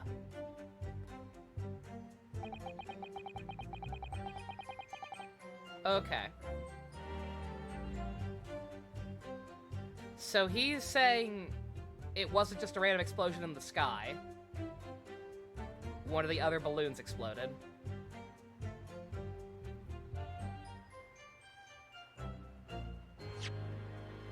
Your mother just asked, what is that annoying child's voice? Excellent. Pump's mom is now in the know of the horror that is the Rex voice. Beautiful. Let's see, we don't have any actual pictures of that part of the scene, though. Before I do anything save? Oh dear. I think I'm gonna press him first, because yeah, we have... Oh yeah, this does show only 2 balloons, doesn't it? Why were they showing a third one in some of the demonstrations? Anytime this photograph has been shown in actual testimony, there have been 3.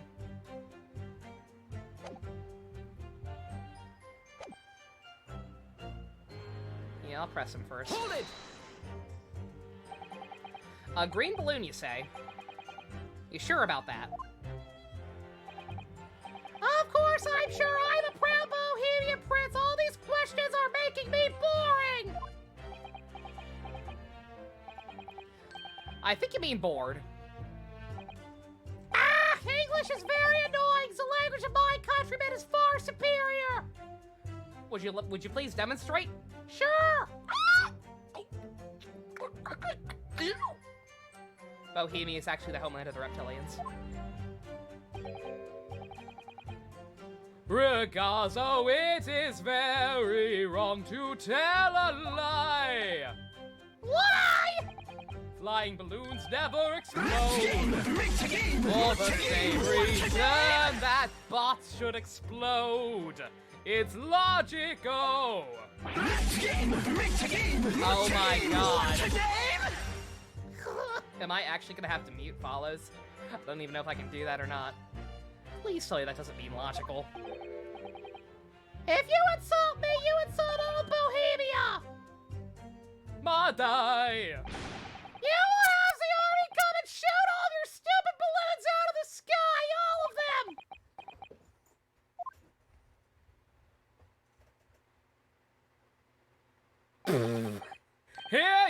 Your Highness. If only all international incidents were so easily resolved. Now that peaceful relations have been restored here in the courtroom, perhaps we could return to the testimony. Did you also see the moment the cage materialized, Mr. Loon?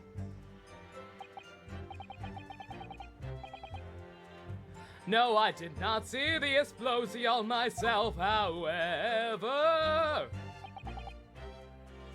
Okay. Need some help? I'm not 100% sure on what this means, because I'm actually very confused on this, because, like I said, anytime they've cut away to that picture before, it's, it's shown 3. So I'm not sure why the evidence only shows 2, and what that means for the fact that, I don't know.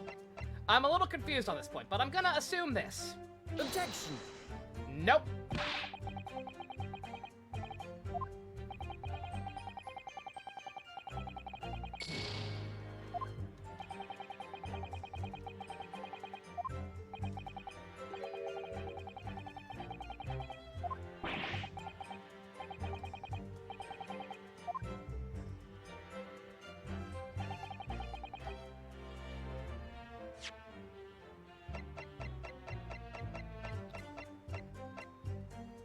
Jet, because that's not the green thing, because I didn't want you to tell me what the answer was. If I need help, I'll ask for it. I presented something I thought because I'm trying to figure it out myself. I mean, now that you say that, it's fucking obvious. So thanks, but... Bruh. No backseating. If I need help, I'll ask for it. Believe me, I'm Gungaga a lot of the time. I will need it at some point. But I was fine for now. Revice opening is out, sweet. Objection! Oh, wait, it's not even the right answer. Outstanding. Okay. It's not even the right answer. Cool, unless I put in the wrong thing.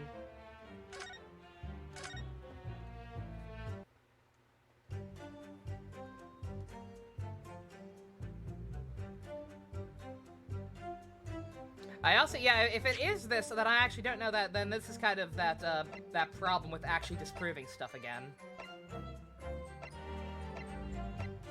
I just realized, yeah, because wait a minute, Leia, this would confirm what he seems to think. Yeah, did I shoot this at the wrong thing or not? Objection! Nope, it's just not that. Okay. Alright, sweet. Okay. So what have I learned today? Ignore people.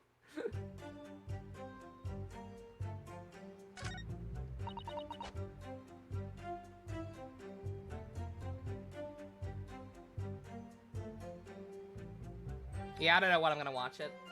I'll get in trouble watching it on stream. I might save it and watch it in the after double on Monday.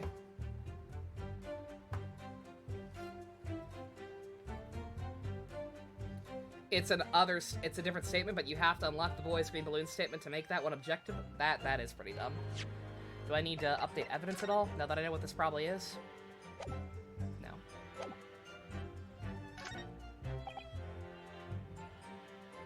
Okay, your balloons weren't damaged. Objection! Mr. Loon, in your testimony, you said that all 3 of the balloons you had operating at the time were undamaged. See, that is correct. If they'd been caught in the explosions, it would have been terrible. I wonder if you might know what this is. Well, I will actually stick up for that one to a degree. Because, like, without that statement, how the heck would you know what this is? Like, I don't know. Maybe I'm stupid for not immediately realizing that it was a piece of a blimp. Like, I kind of thought that was a possibility, but, like, I wasn't thinking about too hard about this particular piece of evidence yet. But hey. I think that may be... See, part of a balloon! A burnt piece of fabric of the envelope. I'm sorry, the envelope? Logically makes sense, it's just frustrating, yeah. I can kind of... If it updated... if it updated the description of this one, then that'd be fine. Like, if you got that statement from him and then that, you know, there was something new examinable on this one, and it could update that, I would understand it. But as is, yeah, I can absolutely understand the frustration with that one. Sorry, the envelope? Pardon, that is the large round part of the balloon, which becomes filled with hot air. It is made from very thick fabric lined with rubber. You do not want to rip it when you are in the sky. Good night, Murloc. Just as I thought. Piece of cloth was found near the experimentation stage. In other words, as Master Gotts testified, a green balloon did indeed explode that day. Ah! If all the balloons in the sky above the experimentation stage belong to you, Mr. Loon, then your statement that they were all undamaged clearly contradicts the evidence. No!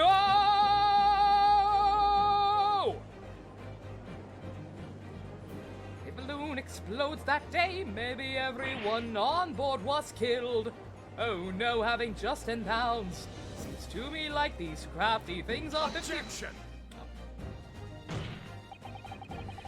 The instantaneous kinesis did occur, but after the explosion on the stage, the point of materialization shifted to a location occupied by a balloon.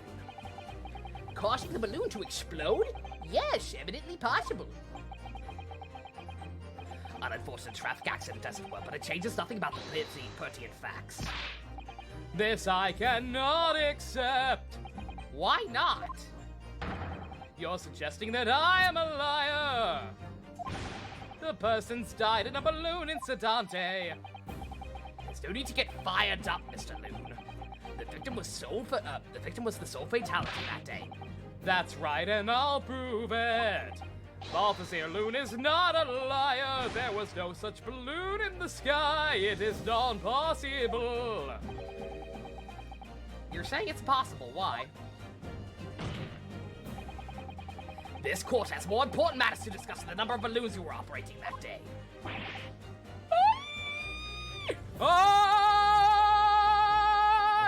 Objection!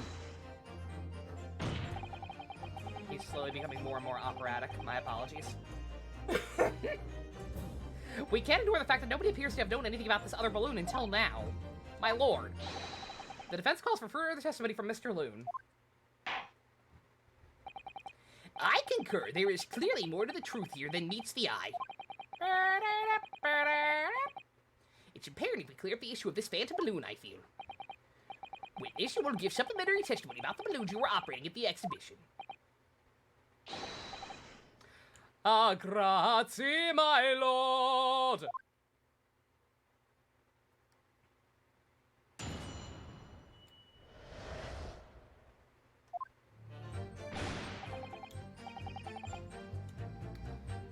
Okay. So I believe him. I believe that he only had 2 balloons in the sky. I'm gonna guess there was a third party that ties into whatever the fuck happened to kill this guy.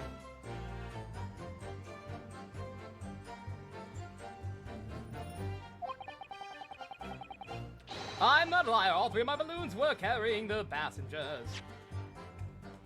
Oh, this is new testimony. All 3 of my balloons were carrying passengers. If they fell to the ground in explosion, what a catastrophe! But you can't get away from the fact that a burnt-up bit of cloth was found at the scene, can you? The coppers at the yard reckon it was probably some debris thrown from the explosion on the stage. That stupid old ragazzo is mistaken. My balloons have the red blue zigzag stripes anyway. Oh, okay. Yours all have patterns. This kid's just saying he saw a plain green one. So yeah, third party. Fucking bootleg balloons. So your assertion is that the balloon this child saw was not one belonging to you? Si, exactamente. Even if he saw a balloon in the first place. I do not like the sound of it. It's very bad for business.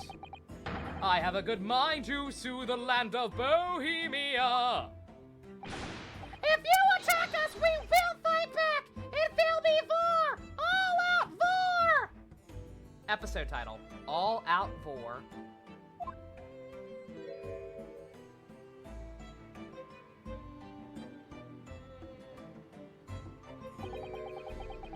What happened to all-out war?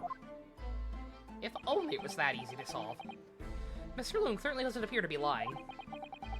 That doesn't change the fact that the testimony and the evidence are contradictory here. If the defense is unable to find fault with the witnesses' statements, the court must consider them to be truth. Think long and hard on that, my learned friend.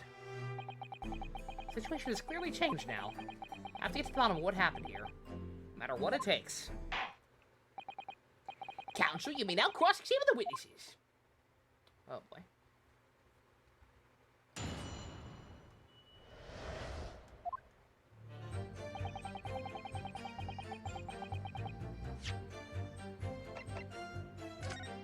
Like I said, I'm still confused about this.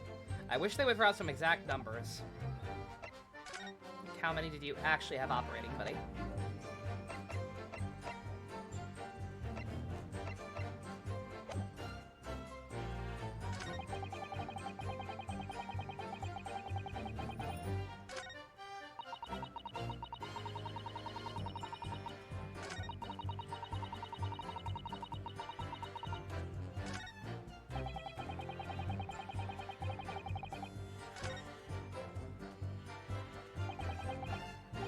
As I thought, Mr. Loon's testimony just doesn't quite add up. The young Bohemian boy claims to have seen another, fourth balloon. Oh no, we are okay. Mr. Loon vehemently denies the possibility. It's hard to imagine the man in charge could be mistaken about the number that were in the air. Still, this inconsistency must tell us something, I'm sure.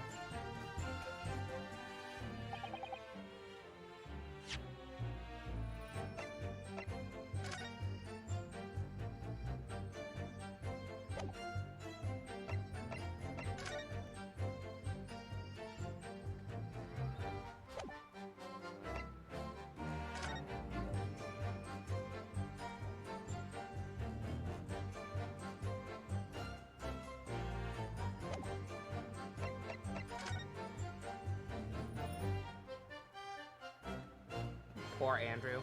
He'll never be the same again. I've seen things, Dad.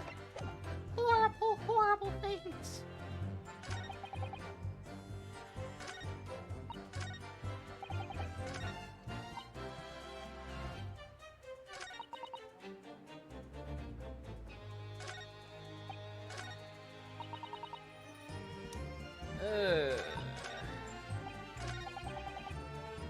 I guess I have to press everything. Maybe not everything. Because like I said, I believe him.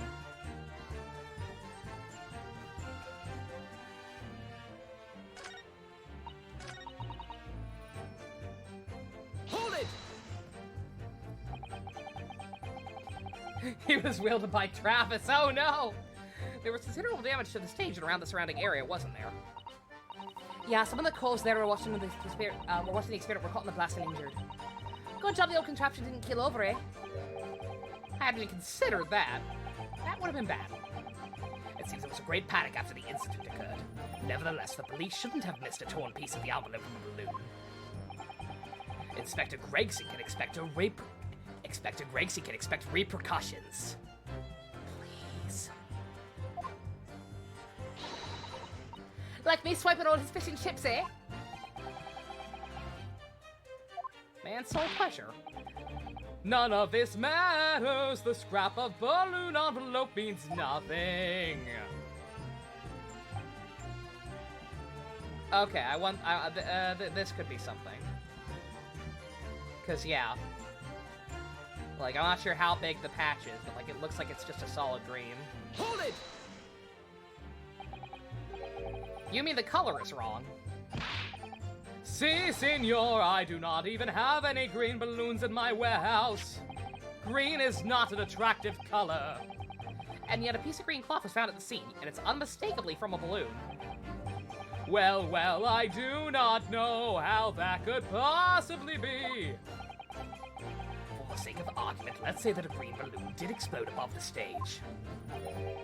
You couldn't therefore conclude that it happened on the day in question. Why not? There have been recreational balloon fights over Hyde Park operating from before the Great Exhibition. One could have exploded on some earlier date. Unfortunate, as I'm sure you'd agree. You believe it may have been from some earlier balloon accident that predates the exhibition? Si exactamente, as the senior says, it's not from one of my balloons. Clearly this little ragazzo from Bohemia is mistaken about what he saw. Excuse me. What's up, small child? Again, I believe him too, actually. Just somehow they managed to get a third. Why not just use the Mario voice? Because one of the jurors I was going to make Mario, but you know what? The juror hasn't said anything. I don't know. Again, if the singing's getting annoying, sure. It's Master Wilhelm Gastreich Sigmundstein Orstein! Bob! Yeah, something is very wrong. I know what I saw. There was a green balloon there. I swear it all over Bohemia. You can speak as much bad language as you like, but it changes nothing. If you do not have evidence, ragazzo, I must tell your parents to punish you. Perhaps we'll let the judge decide when it comes to punishment. Evidence? What the fuck is evidence? To give a simple example, young man. A photograph, for instance. Some tangible proof of what you claim. Why didn't you say so sooner? I have the photograph right here. Good gracious! What? I'd not been up in a balloon for a little while, so I was very excited. I took lots and lots of photographs of the Crystal Tower, of the Bohemian exhibit, of the streets of London, of the heel cellar, of the balloon. And the instantaneous kinesis experiment? Did you take a picture of that? Yeah, fun picture. Really? You did take one. Are you actually gonna redeem yourself? But I wanted to ride the balloon. I was not interested in boring experiments. Never mind that. Can you show us the photograph or not? Of course. And then you will see I am not lying. That I really did see a green balloon.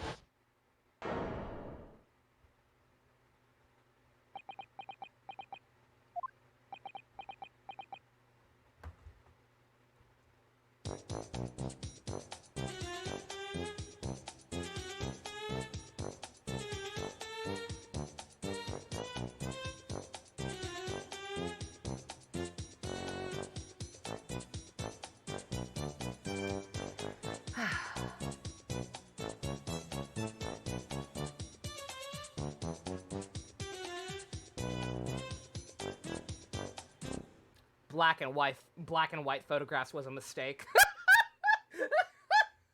God fucking damn it. Oh, you stupid child! You're royalty! How can you not afford a color one?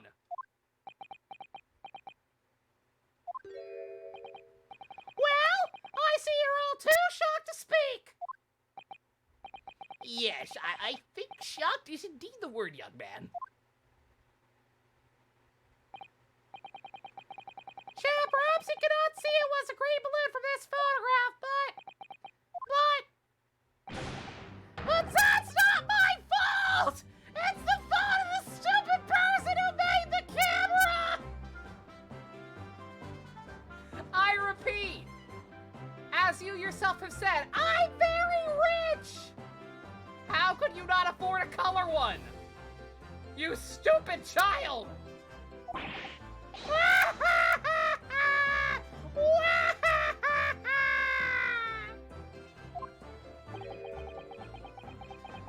That is one very Bohemian sounding cry. Is that what we're gonna call it? Do those exist yet? Color photographs? I don't know.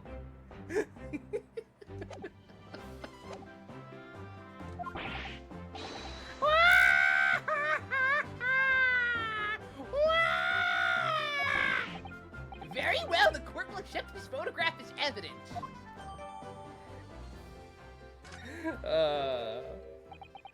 It's not my fault! It's the fault of the person who made the camera! So many umlauts.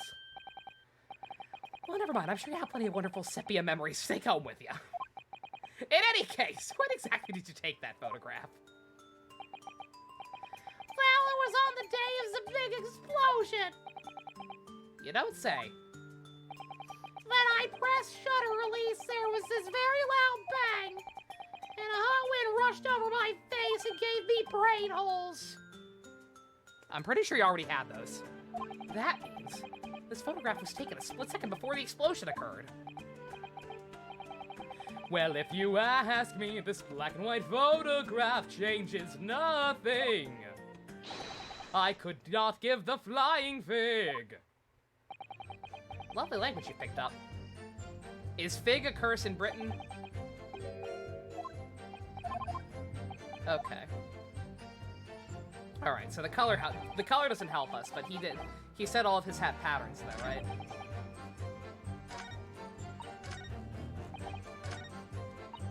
That should still help with something.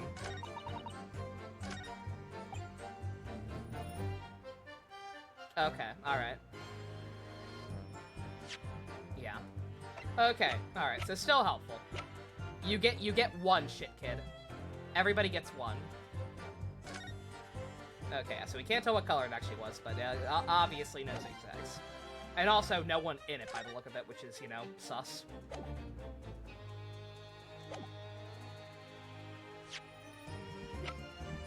Objection! No? Uh-oh. Ruh-roh.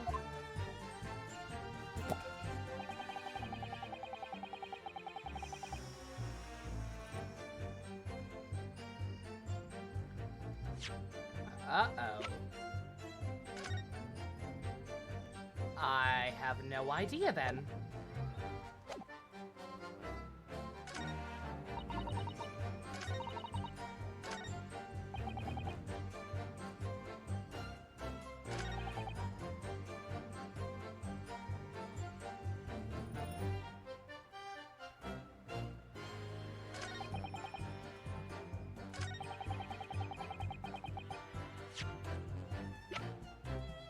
Can I just put this at that and say, hey, this balloon clearly existed?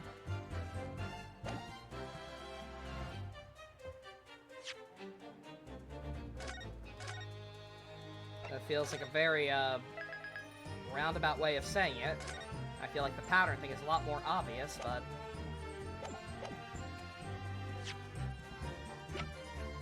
Objection! Nope.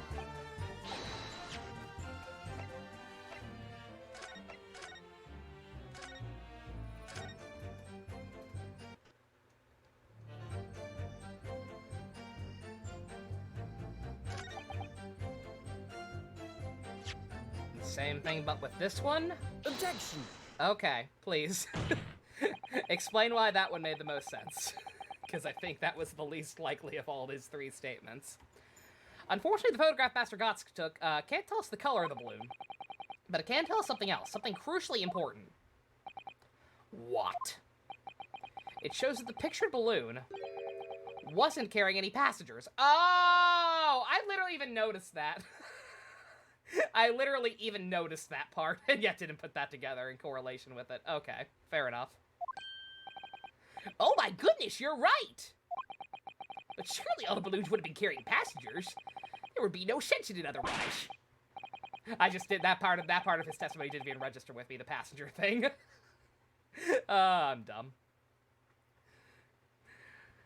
See, they are for pleasure, for seeing the view. My balloons only fly with passengers. Which tells us the picture balloon isn't one of them. So when the incident occurred that day, there was a fourth balloon in the skies above the experimentation stage. I will say, I am dumb for not putting that together when I literally already noticed it. But I still think the pattern thing is more obvious. I don't know. The mysterious green balloon. I know nothing. Nient. I can only tell you one thing. If this balloon was not carrying any passengers, then it was not one of mine. Oh man, he's throbbing. Objection! He's throbbing with outrage. There are legal tradesmen everywhere you care to look. Clearly, one such entrepreneur decided to capitalize on the opportunity presented by the Great Exhibition, and managed to operate balloon fights on Mr. Loon's patch without him realizing. See, the competition is trying to steal my profits. I did not notice because one of the experimento that went on the stage. This four balloon exploded at the very same moment Mr. Assman was beamed from the stage below. Right, so them scraps that fell to the ground after and left them scorch marks. They didn't come from the stage at all. It was bits from the balloon raining down. But because no one was in it, that didn't get no attention. A mysterious fourth balloon carrying no passengers silently floating over the experimentation stage. Objection!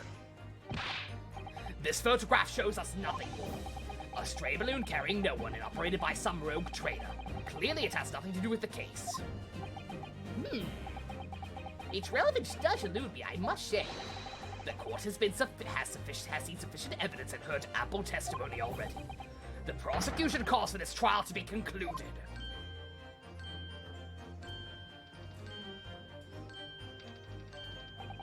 Really? Have we really got to the truth yet? The fact that none of the jury has gone gung-ho like they usually do, I think shows that no, we are in fact nowhere near. Can't let this opportunity slip away. The jurors' minds are made up, and not in our favor. What else could this photograph tell us? Is there nothing more we can learn from it?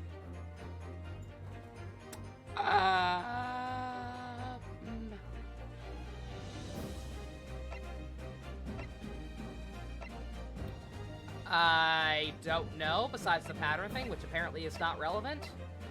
But I'm gonna assume there has to be. Objection!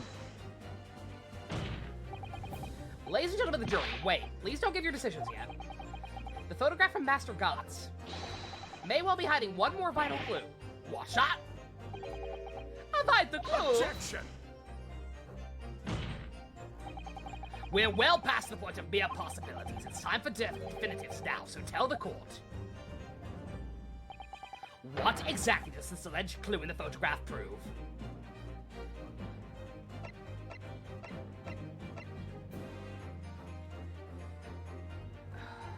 The balloon's owner, no. Just proves that, what's his face? What's his face didn't own it. Same with this one. I'm gonna guess this is how the explosion actually happened. Hard read. When we first realized that this was a crossbow, I was thinking maybe that was how this was the actual murder weapon. But I'm guessing in actuality this was probably used to pop the balloon. Like someone was down in the crowd below. And whatever happened to get him in the balloon happened. And then they fired this for good measure and it went boom. So I'm gonna say the cause of the explosion. We can reasonably assume the picture balloon was destroyed in the searing heat of the explosion. Yeah, that's right, Jeff. It's not my fault. No one was accusing you, small child. No one was actually accusing you of being a murderer. But now I am. Fucking watching you, you piece of shit. Bad hair, Rex. Evidently, because the birdcage from the kinesis machine materialized in the sky where it had been flying. You got stuffed crust, JC? Oh my god, you lucky bastard. I haven't had stuffed crust in forever. And the balloon being filled with flammable hydrogen instantly and explosively ignited. Objection! No, that's not what happened. What? It would appear that this photograph requires closer examination. Counsel for the defense. You will highlight the location of this alleged clue in the photograph for the court. Can we actually, if I look closer, can I actually see someone with a crossbow in the audience, I wonder? I didn't think about that. I have the magnifying glass, I haven't looked at the actual audience too closely. Of course, my lord. If you look closely, it's plain enough to see. Which showed us link to another piece of evidence. Yep, it's totally that. Hey, I'm smart! I'm being smart! Galaxy brain! Wait, at least an unbelievable conclusion. It suggests the real reason the balloon is exploded is... I think.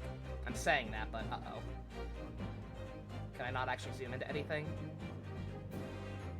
I can't, actually. But I do clearly see this streak going right towards it. Slightly off the mark. Really seeing exactly what I can't magnifying glass either right now, but yeah. Same point, different thing. I hope. Please don't make me look stupid now. I was proud of that. Take that! Hey! The timing of this photograph can only be described as miraculous.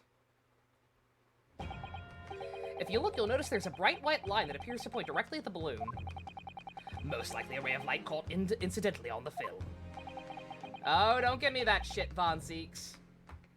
He's the type of guy to look at little balls of pictures of ghost photographs and say, oh, it's just a speck of dust reflecting the light. No. Ghosts are real. They're very spooky and they are real. Don't you kill my dreams, Von Zeeks. I'm afraid I see nothing of the sort.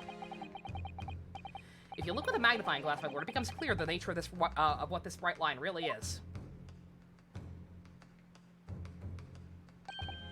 He's the type of guy that stares at moss balls. Oh god. Goodness, what is that? Undeniably some flash of light, yes. Oh golly, do you think it might be lightning? I like her. She's a ditz, I like her. But it couldn't have been a finer day. I believe we may be looking at the fire. A bolt of fire headed straight for the balloon like an arrow. Goodness gracious, great balls of fire. Indeed, even to my aging eyes, it would appear to be some sort of flame. My word, are you suggesting this flame struck the hydrogen gas that filled the balloon? Objection! That's absurd. The balloon would have been 60 feet above the ground at the time. No flame could possibly have reached such a height. Objection! Oops. If I like her, highly recommend pressing her during her closing argument. Ooh, okay, duly noted. Actually, in my opinion, that particular piece of evidence found at the scene reveals how how it is exactly this happened. What evidence? If such evidence exists, counsel, then for goodness sake, present it, man. Which evidence explains this mysterious streak of flame that appears to be headed directly for the balloon? Take that! Crossbows are so cool. This was found hidden at the foot of a small ornamental tree near the scene. Good lord, is that a crossbow? An arrow dipped in oil and set alight could have been shot from this weapon, sending a flaming arrow straight into the hydrogen-filled balloon. Are you suggesting that the crossbow was used deliberately? Blimey, you're right. That streak of light in the photograph looks just like an arrow, doesn't it? Then the explosion of the balloon it was! Very likely the result of a flaming arrow from this crossbow igniting the hydrogen gas inside it. No! He made my heart go doki doki. I'm so proud of him. Order! Counsel, this is extraordinary supposition. If the aim was to cause the balloon to explode, the shooter could have used a gun, of course. However, there's an obvious reason why that would have been out of the question. The noise of the discharge, of course. That's right. By using a crossbow, the projectile could be fired from the balloon silently. At the balloon silently, even. Well, yeah, someone had shot a gun off at the exhibition grounds. That would have caused a real panic. But with the big explosion, there was a very big panic anyway, no. But it would have happened too soon, and people probably would have immediately seen somebody with a gun. I don't like this. I should be pleased to have found a possible new explanation for all this, but something feels wrong. Objection! Monica's round 2 is on the backlog, yeah. Again, I made the mistake of ordering a physical copy. And the physical copies keep getting delayed. That's all that's holding off Doki Doki round 2. Do you understand the implications of what you're saying, my Bodhi's friend? If a flaming arrow did indeed hit the balloon, then obviously it would have exploded. And if the birdcage appeared from the cloud of smoke that ensued... What? Wait a minute. What are you really saying here? I don't get it. What? Was the birdcage beamed up onto the sky after all? Or what? My goodness me! Yeah, that's the one thing I'm confused about. Like, how that... Obviously, it didn't actually teleport. So how the fuck did it get up there?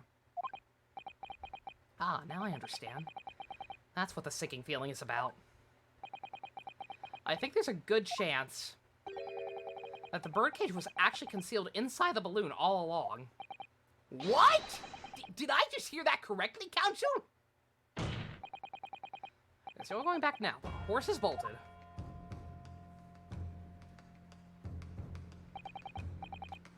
Let's assume, as I said, the birdcage was hidden inside the green balloon from the start.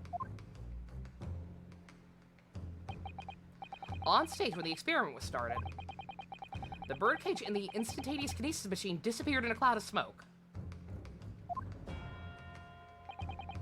At that moment, the flaming arrow was fired from the ground. I'm confused about that. The only thing I can think of is that, like, they set off smoke bombs or something, and, like, they had the balloon somehow set up to inflate around the thing instantly. Like, I'm confused about the science of how that works, but hey, I'm not an expert on hot air balloons. I don't fucking know. Exploding and caused it to float above their heads. From amid the smoke, the hidden birdcage then appeared to fall down and crash into the crystal tower. I think you'll all agree that it's entirely plausible that what I've just described is the real truth behind the miraculous experiment carried out that day. This? Good grief! Objection! Yeah, they're gonna have to explain this one to me, I'm not an expert on hot air balloons. I'm confused as exactly how this works. There are ways it could have worked, I'm sure. This is ludicrous, what you've described as no science experiment. It's child's play, a contemptible display of stage magic. Both Mr. Sholmes and Iris said the experiment was a scientific impossibility. In which case, this is the only way that could explain what happened that day. In any case, the victim's body was found inside the birdcage of the Crystal Tower. If the instantaneous kinesis didn't take place, how would you explain that? Well... if I may put in the word, as a man of magic myself, I was gonna say. Immediate first thought. Wait a minute. Okay, not that similar looking. Fucking watching you know, Magic Man. Such apparent discrepancies can easily be explained by simple deception. Juror number 3? All that we needed is a doppelganger, someone who looked very similar to the victim, Mr. Rassman. And having this other man appear on stage to the front of the show. A body double. Oh, we're actually going back to that, okay. I was thinking the wax stuff might be disconnected. So I'm guessing he himself maybe helped set up some of this stuff in a way to make it look like the experiment worked.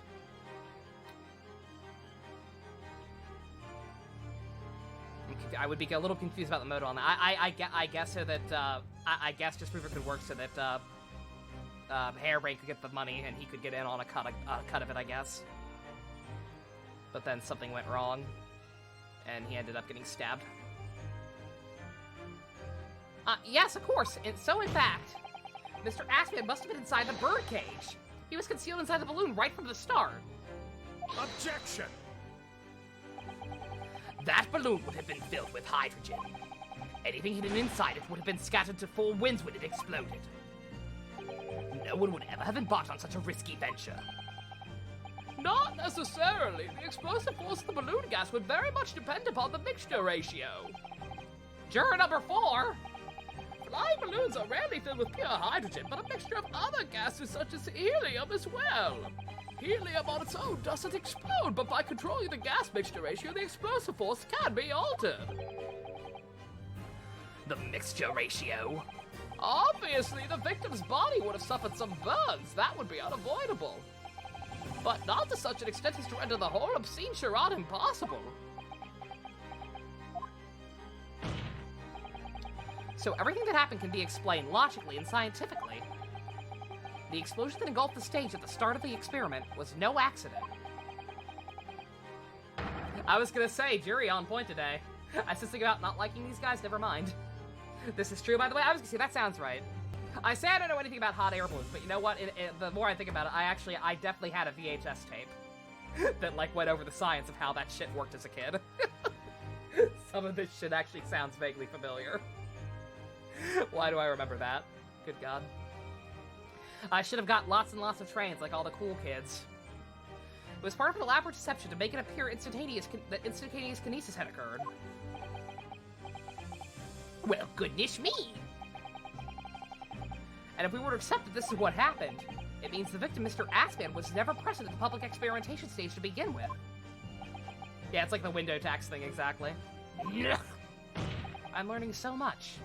Or relearning stuff. In short, he couldn't have been killed by the defendant, who was on stage in full view the entire time. Blah!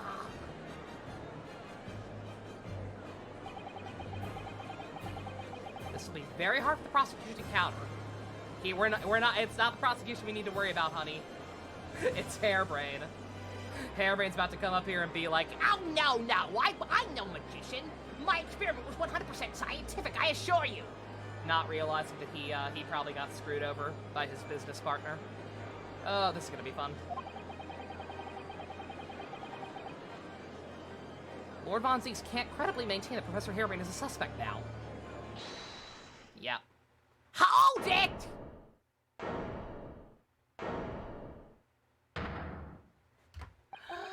Surprised Pikachu. Mr. Naruhodo, I appreciate your efforts. Thank you. Professor? But you can stop now. Just keep your mouth shut, please. I'm sorry? What's all this about, Mr. Harebrain?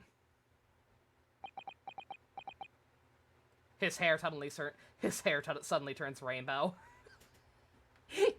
You see, Barack, while you were infected with vampirism, I was infected with clownism. I, Albert Harebrain, hereby confess that it was me. It was me who stabbed Mr.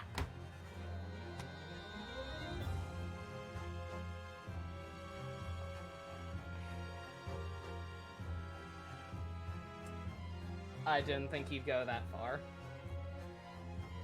I genuinely did not think he'd go that far.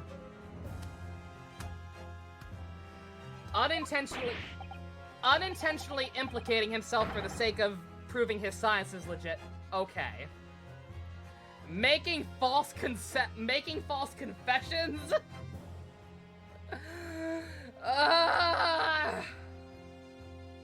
Yeah, I was thinking of the Aquatine episode. The clown virus.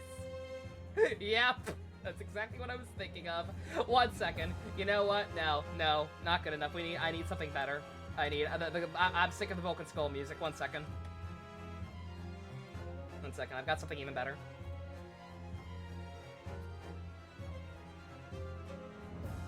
Okay, this is important.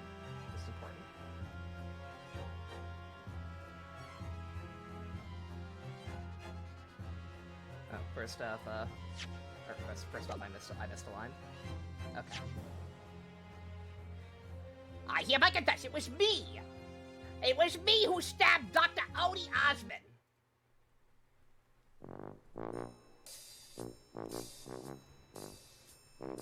It was me with my faithful friend and partner, Andrew the Screwdriver. What? What are you doing? Order! Defendant, explain this sudden confession. Professor Harebrain, what the fuck are you talking about? This is the theme song for A&W Root Beer. No, I don't know why it sounds like this. It's not copyrighted. It's what I said all along. I must protect my hypothesis and my precious machine. You stand there and claim it was all a trick, an elaborate prank. Well, where's your proof? A&W Root Beer. No, you'd have to examine the machine if you wanted to prove it, but then it would be all over. My beautiful hypothesis would be laid bare. I mean the indignity of it all. Very accurate meme, Dusk. Alright, I'll stop.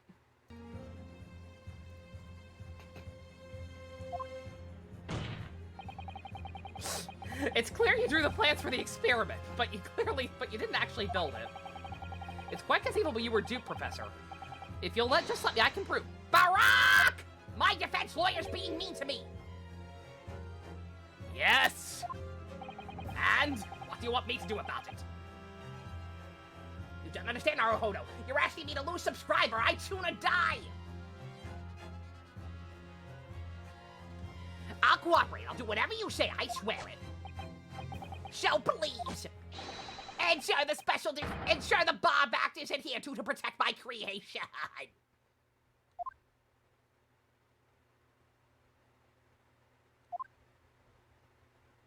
I'm not nearly drunk enough for this. We need to reevaluate the terms of this relationship.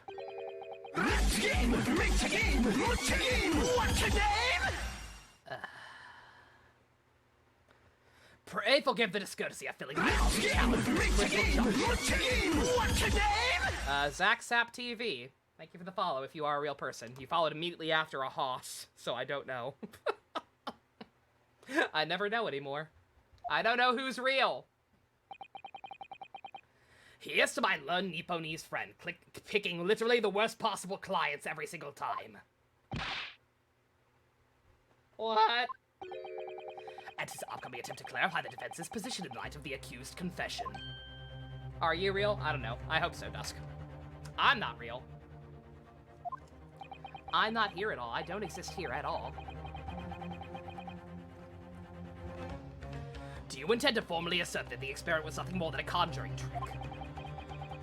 Because the moment you do, the Bob Act that protects the professor's invention will cease to apply. This is like reverse McGilden, exactly, yeah. Whereas we had to start arguing that maybe McGilden did actually do it. For the sake of the truth. We have our client insisting he did do it, even though it's obviously not the truth. The prosecution will then demand a rigorous examination of the machinery involved in order to establish the truth. Go ahead! The thing fucking didn't work, apparently. However, if you acknowledge that the machine is genuine and instrumental in the victim's murder, any chance of investigating will be crushed, and the confidentiality of the professor's hypothesis preserved.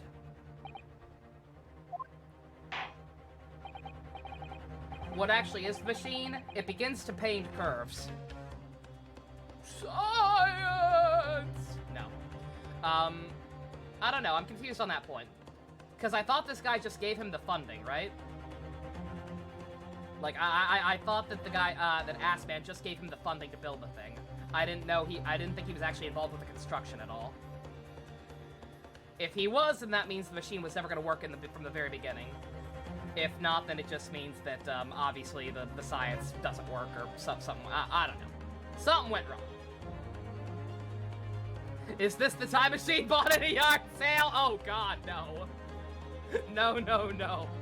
If I see any purple grimace stuns, I'll kill myself.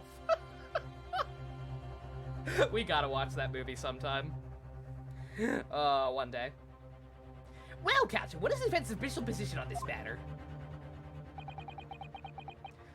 What Professor Harebrain, my client, actually asked of me was to prove the explosion on stage was an accident and protect the secrecy of his hypothesis. But there's no way to do that without implying the professor's guilt. He drew up the blueprints, but somebody else built it? Did he? Is that really the case? Okay, then yeah. Then yeah, the fucking machine's bogus. Rube Goldberg machine. Do I protect my client's life by asserting his innocence, or do I uphold my client's request and see him condemned? Either way, I can't avoid betraying his trust. You've been silent long enough. Isn't talking your trade, my learned friend? Say more pretty words at me.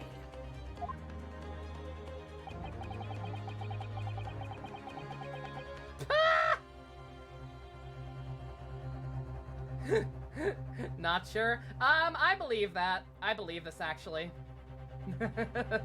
People complain about Batman killing people in the Snyder movies, but, I don't know. What are these figures of people actually dying in these other ones? I don't know about that. That seems like just assumptions. On the train and begins. Oh, I completely forgot about that movie. Real talk, Batman Begins is fucking boring. Like, I'm sorry. I'll even watch Rises over Batman Begins. Like, I don't know. I do not enjoy that film. I blame Tom Cruise's wife. Or ex-wife. I don't know if they're still married. Who cares? Or has all knowledge of English escaped your confused knee-pony's mind? Who the fuck is Max? Her name is Max, and she has been here. Mr. Naruhodo? There's no fucking winning here. I have to make a choice. But it's an impossible one. I have to give up on something, but what? It's not a bad movie. I'm just bored by it. The defense asserts that the instantaneous kinesis machine was, in fact... Oh, God! Why do I feel like I'm about to get a bad ending?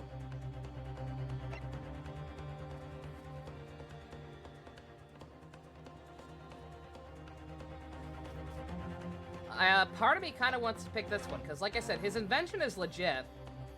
His invention is legit, but like, if he actually made the mistake of, letting somebody else actually fucking build the thing, then yeah, obviously, he got swindled. It's like the Rhapsody Street Kids people. It's like the Rhapsody Street Kids producers left the production up to some random company, and then never actually checked the animation. I can't believe Hairbrain made Rhapsody Street Kids. Is the machine real or not? No. Thus, I guess it has to be this. I'm saving, though.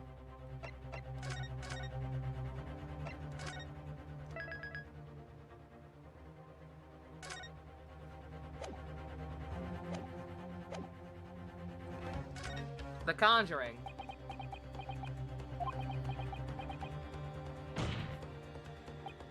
Ah!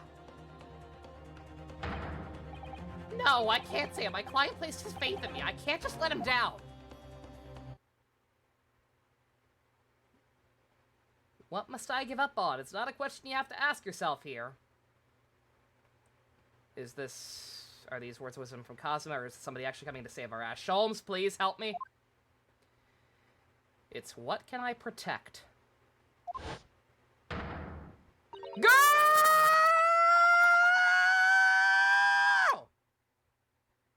Please don't disappear again.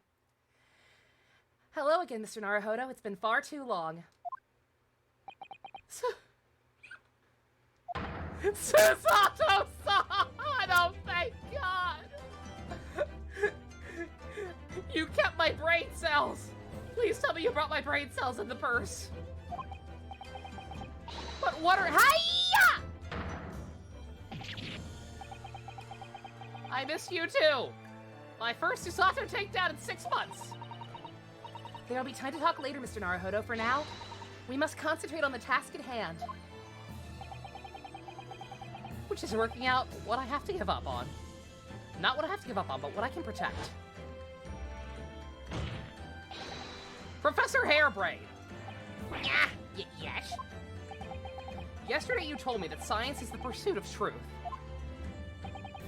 Just like Persona 4! Gina, I'm so proud of you. You've come so far. Give me a hug. Well, my job is to pursue the truth, too.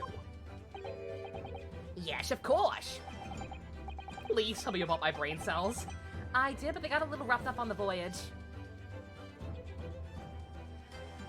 And personally, I believe that you did not stab Mr. Assman. I think you've come to realize something yourself, too, haven't you? Von Zeke's on his 3rd bottle. I don't get paid enough for this shit! Your experimental machine you built with the victim are questionable. The truth behind that is what we must pursue now.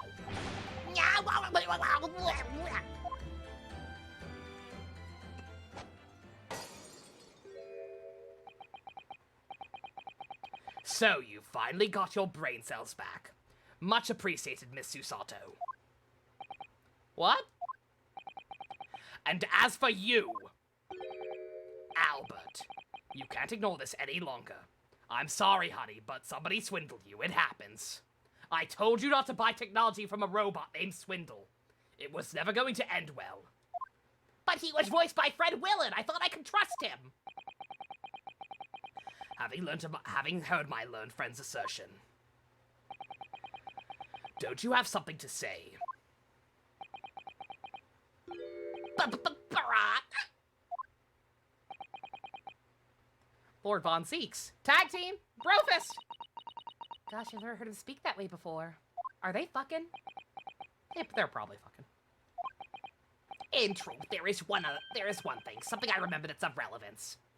The fact that you let other people actually build the thing. What would that be? On the day it happened, just before I began the experiment, I saw a man near the stage. A man holding that crossbow. Okay. I beg your pardon?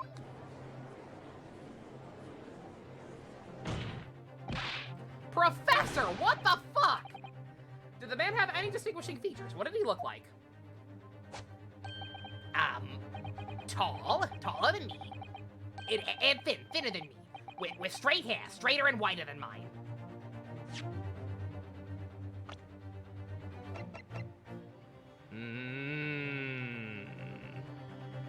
No. It's too soon for that. Man's got final boss written all over him. Edelgard! He said a man!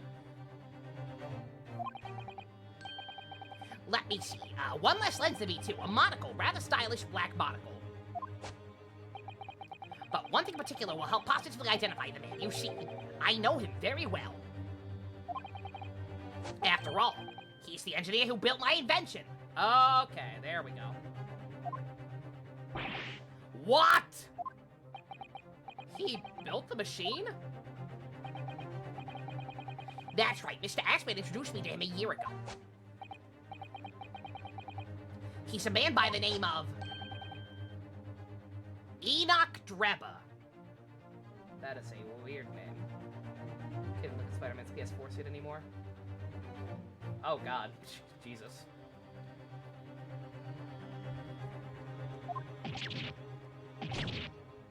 Enoch! Drebber! Does this name mean something? Members of the jury seem flustered. Not a name any scientist wishes to hear. The man's an abomination! Not the name any conjurer wishes to hear either. Is he a scientist and a magician? That's a good gimmick. That could sell a lot of tickets. That's smart. I'm writing that one down. Who on earth is he? I'm afraid this isn't the first tale of this nature I've heard in scientific circles in connection with that name. There's talk of other flamboyant experiments that turn out to be nothing but strange trickery in the end. Obviously, the rascal is after the government's research grant money. When magicians are in need of money, I have heard of them resorting to these underhanded tactics. Some acquaintances of mine with experience of such things have mentioned Enoch Drebber's name before. The man is both an engineer and a magician. Yes, we're dealing with an unparalleled confidence trickster here. That's Enoch Drebber for you! So he's bisexual. It all makes sense.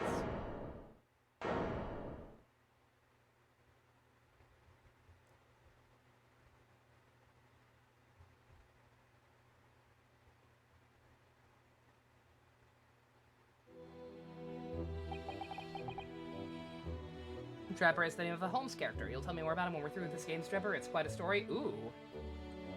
More actual, more pre-existing characters. Cool. So it's true then. My invention, my great machine, it was just a grand illusion. Considering what we've heard from Mr. Drebber's character, I'm sorry to say that sounds increasingly likely. Even though no one else believed it, I wanted to. I wanted to believe that machine would function exactly as my hypothesis predicted. Which is why you were so opposed to it being investigated, I presume. I knew if the machine was examined in detail, its construction would give away my hypothesis. Obviously, I didn't want that to happen. But at the same time, I knew that if it was found to be nothing more than a trick, than a work of deception, then everything I'd worked towards, all my research, all my dreams, my whole life would be over. I was terrified at the prospect. So you really had no idea then, did you? About the true nature of the machine that was built. And the true nature of Mr. Drebber. I never questioned anything. I didn't want to question it. It's entirely possible Mr. Assman and Mr. Drebber were working together to use you as a means of fraudulently acquiring the research grant money. And then I'm guessing fucking Drebber decided to just kill him so he got the full cut.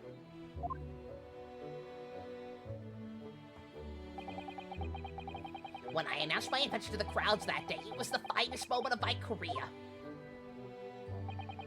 I pulled all the levers and turned all the dials in exactly the way Drebber had described.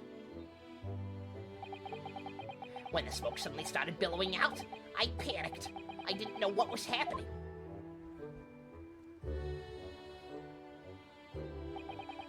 But I really don't know how the whole illusion was made to work.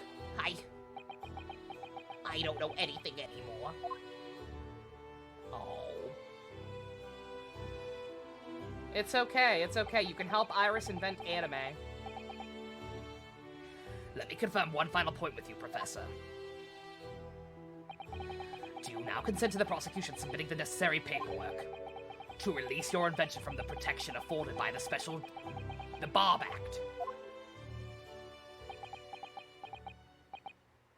Yes, please go ahead.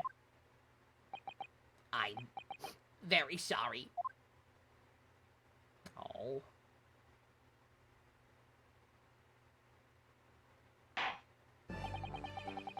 It would appear that we shall have to suspend proceedings for the remainder of the day now. Lord Von Zeus. My lord. The court has newly been made aware of another party whose involvement in this matter is critical. Yes, Mr. Drebber. Gather information on that man. If possible, I should like him served with a subpoena. With pleasure, my lord. Look at this jury actually having a good head on their shoulders and not jumping to conclusions. Not one closing argument with them. Now, counsel for the defense. Yes, my lord. When we reconvene, I shall be looking for one thing and one thing alone from you. Evidence that the defendant is innocent of the crime for which he is presently stand accused. I understand. Good. In that case, this court is adjourned until tomorrow morning. Soul bad guy enters the courtroom. I can help you find that guy.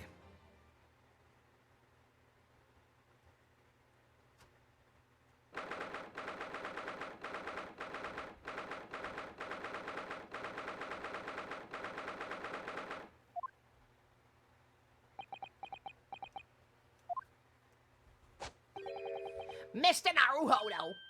Ah, yes. I'm so sorry! There. I get it, little buddy. I'm sorry I had to play the A&W root beer music. Probably should have just stuck with Bulk and Skull. I was wrong. You were right. I tricked you. You trusted me. I dragged you into my mess. Oh, how did it ever come to this? I'm so sorry. Did you really have no idea, Professor? About what Mr. Drebber was really up to, I mean? About what he was really constructing? Naturally. That machine was the embodiment of my hypothesis, all my hopes and dreams. I had complete faith in it. That's why you left it up to somebody else to actually build the damn thing? Bruh. Yeah, like I said, you got Rhapsody Street Kids. Alright, in that case, I won't say anything more. Now, sadly, the murder accusation against you still stands. So you must do as much investigation as we can before the trial resumes tomorrow.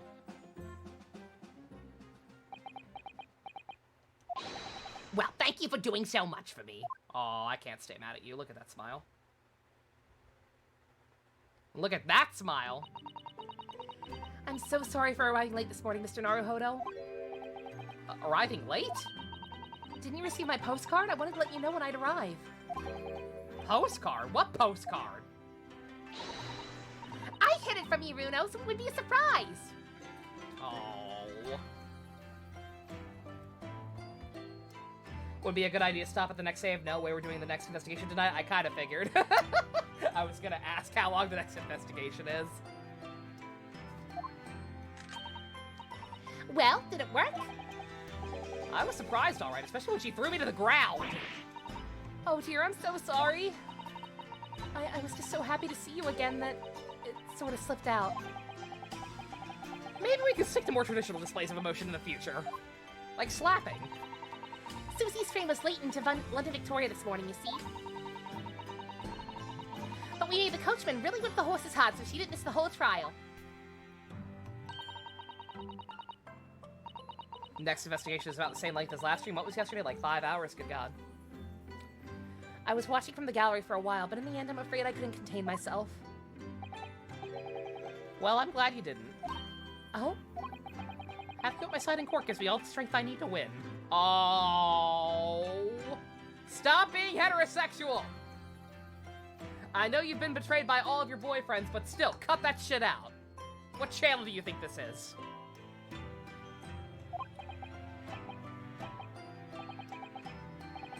So I'm, delighted to see you back in London. Oh, you're too kind, Mr. Naruhodo. I'm delighted to be here.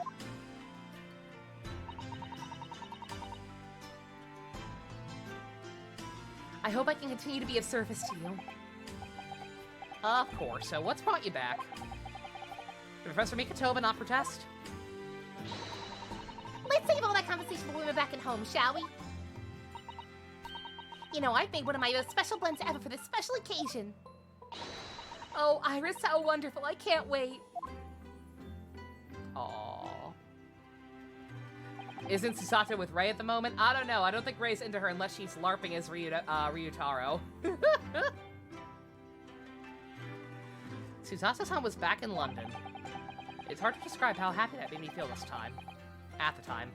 But despite my elation, our tale was about to take yet another extraordinary turn. Trouble. Trouble with a capital B. Do do do do do do do do do do do do do.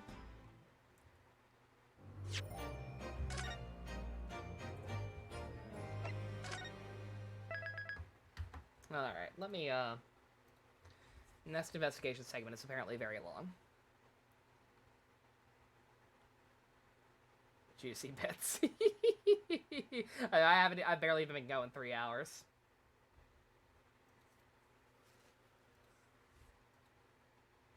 Just like I said, my only thought is, like I said, I've been trying to make a concerted effort to actually space these things apart appropriately. So part of me is kind of hesitant to start tonight.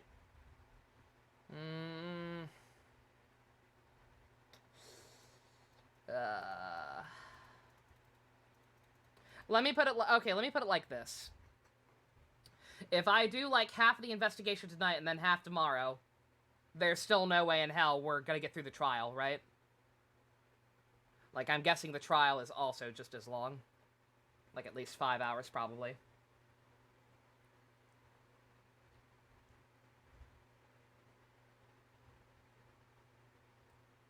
Trial is meaty, yeah. So, like I said, trial is 2 parts again. But they're gonna be long-ass parts. No, that's what I'm saying, though. So if the trial is that bulky, then I'd rather save the trial for one full video.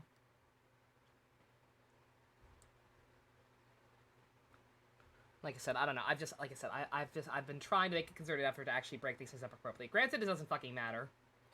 I suppose it doesn't fucking matter, because I've already broken that in this, with how awkwardly the second trial ended up being. I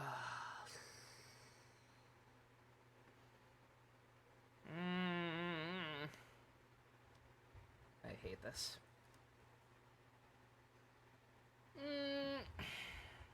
I guess we'll keep going a little bit.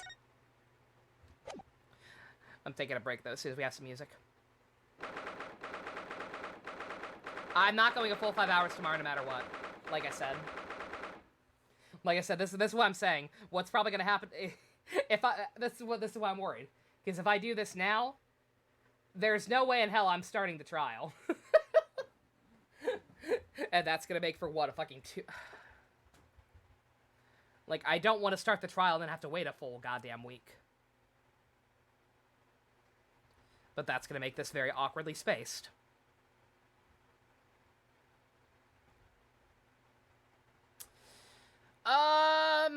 Fuck it, I'll edit. I'll edit if I have to.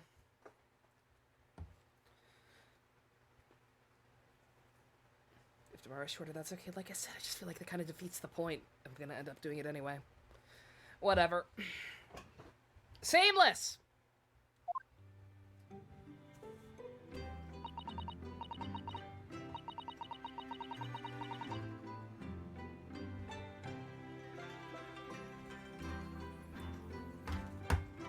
Well, not so seamless, because like I said, I am taking a break no matter what.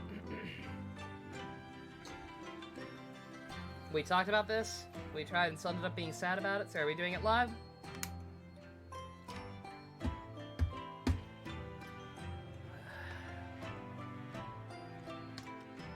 Like I said, I'll keep going for at least a little bit.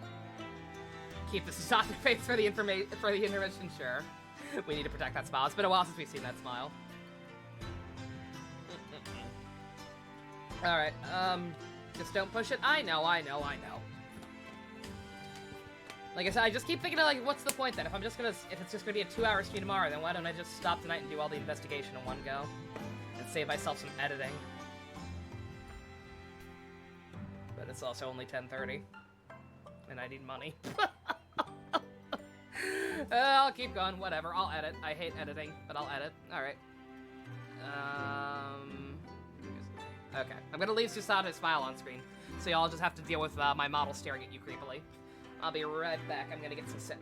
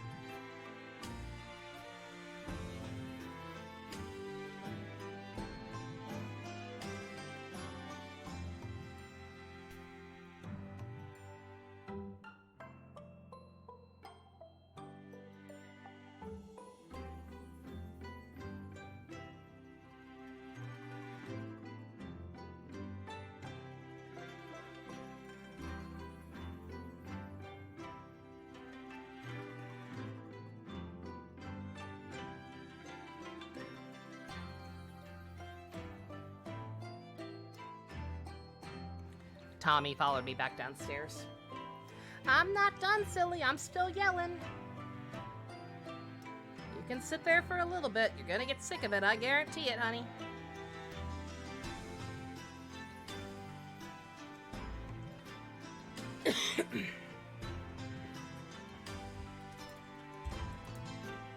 Hi, Akira. How you doing? Seamless transition. Oh, this room, it's been too long. It hasn't changed in the slightest, though. And it's been some 6 months, hasn't it? That's a long time for things to stay so familiar. Watched the new Matrix movie and thought it was new John Wick. It's getting a little weird. People are so used to Keanu being John Wick, it's weird seeing him go back to being in the Matrix. Understandable. I didn't know when you might return, so I wanted to keep everything as you left it. But it has still been some 6 months, it's true. So is your father alright, Susie? What happened? That's what I'd like to fucking know. Yeah, Professor Mikotoba. I mean, it was half a year ago, but that's why you went back to Japan, right? Do we even need another Matrix? Absolutely not. Have you seen the Matrix sequels? We do not need more of those. Unless they somehow manage to replicate the magic of the first one, which feels very not possible at this point. We absolutely did not need another Matrix. That one was lightning in a bottle. Because of the telegram he received saying he'd fallen ill with a very high fever for some unknown reason. That's right, so I was surprised to learn you'd be coming back so soon. Surprised but happy. I think I wrote about it in my letter to you, that it was all a trick. My father's in fine health, and I'm obviously very relieved about that. Well, we're all delighted to have you back. It was quite by accident I've been able to return to Europe, actually. It's because of a very grand conference called the International Forensic Science Symposium. The International? Oh, that thing. The same thing Lord Strongheart mentioned. Anyway, I've arrived safe and sound, and that's all that matters, so I'm here now. All that matters is that I'm here now. After I haven't fulfilled my promise to you yet, Iris. Oh?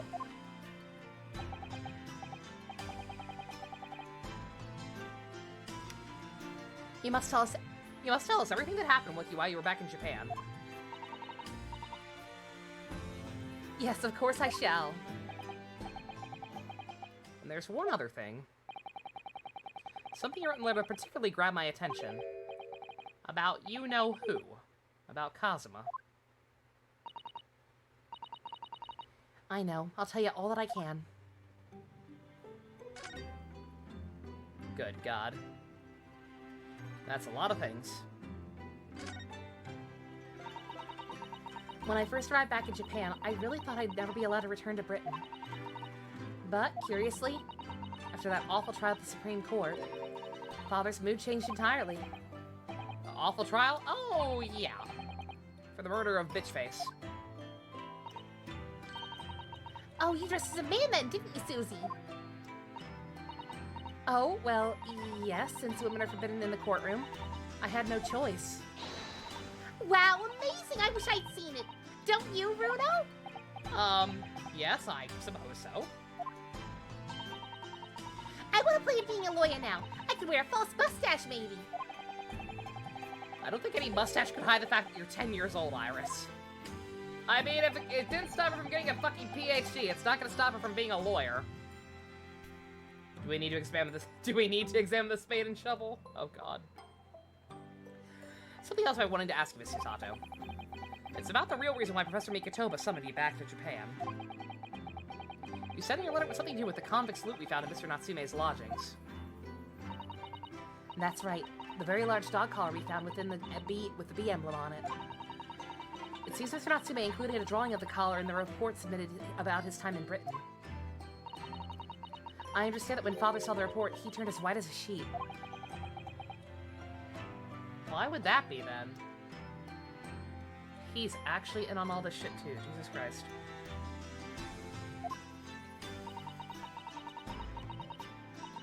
Father came to Britain himself, of course, to study it some time ago, but he stayed for 6 years. I can only imagine something must have happened during that time. If he refuses to tell me what it was, then I intend to find the answers for myself. And I decided that I, for one, won't keep any more secrets. Oh, Susie! That's a very meaningful look Susato-san's giving Iris there. Are we actually finally gonna learn how the fuck you knew about the Baskerville shit?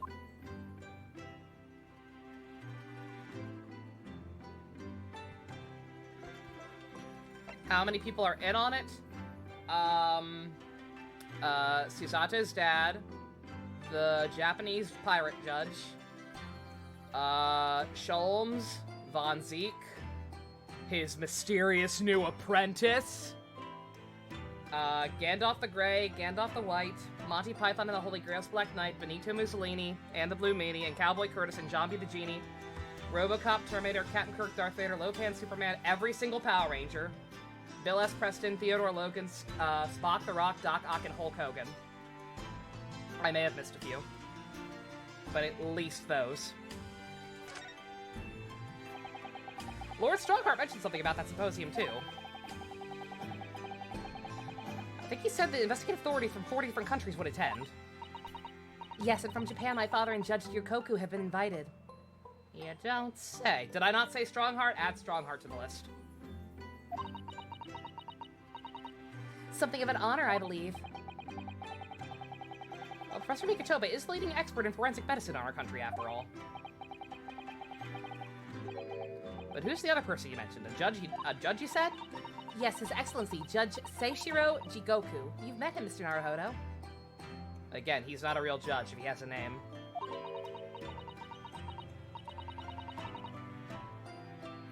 Last year in the Supreme Court, you can't possibly have forgotten. Hey, Minato, I'm waiting for it. Like, the fact that he looks like Gant, the fact that he looks so fucking ominous, like, he has such big dick final boss energy. Like, it's insane. It's so insane, I'm actually kind of hoping the game subverts it. And he actually does turn out to be benevolent. Because, like, it feels so obviously telegraphed. Like, Goro levels of obvious. Last year in the Supreme Court, you can't possibly have forgotten. The one who sounds like a pirate. That terrible trial of yours when you were accused of murder. He becomes a victim, exactly. I'm waiting for something like that. Because it feels too obvious, even for Ace Attorney. I try to think of that as a positive turning point in my life these days. Well, it was Judge Yukoku who presided over that trial. If I'm perfectly honest, I'd be happy to never see that man's face ever again in my life. See, Ryunosuke gets me. He knows this man's sus. Oh, well, anyway, his father was invited to the symposium. He agreed to me returning to Britain, too. He won't actually arrive until next month, but, well, I couldn't wait. So I pleaded with him, and in the end, he agreed to let me go on ahead. Yeah, about that symposium, it seems as though Lord Strongheart has put in an awful lot of work to make it happen. Would I have suspected Giselle Brett to become a victim? I mean, at the time, I didn't realize. At the time, I didn't realize that this was, like, more of a duology than a traditional sequel, you know? Like, I did not realize just how much was gonna come into play from the first game and come back and be just as important here. I didn't realize this was a Digital Devil Saga sequel, basically, so I didn't think anything of Giselle Brett. Like, I was like, oh god, she's gonna get off easy, but, like, I didn't realize she would be in the next game at all, let alone be a victim. Just didn't think that much about her. Akira, you're fine. I think I missed something from you. I'm sorry, I'm not sure what the heck happened, but, if something's wrong, like, I guess post in the bedroom. Not meaning to ignore you, I don't realize, I'm not 100% sure what the problem is. It's obviously very important. I believe it is, yes. As I understand it, Lord Strongheart organized the entire event himself. I think he's hoping that by achieving exceptional results, he'll get the job of Attorney General. The most senior position in the British justice system. He's hoping to use his power to create the world's finest policing institution. The best random thing was the clown. No, that wasn't random. That obviously wasn't random, Minato. That was put there specifically to fuck with me. I don't know how Future Me or Takumi or whoever the fuck planned this shit. I don't know how they knew that I would play this at some point. But that clown was put there deliberately to fuck with me. There's no other explanation. That's what Father said anyway. Apparently it's Lord Strongheart's lifelong ambition. Does Professor Mikatoba know Lord Strongheart personally, then, I wonder? Of course they do. Actually, Lord Strongheart gave me a long speech about about that subject yesterday. I sort of lost the will to live early on and didn't really listen to much of it. Did you know that when he was a young boy, his father took him into the city to see a marching band? 'Cause I certainly do now! How trying for you.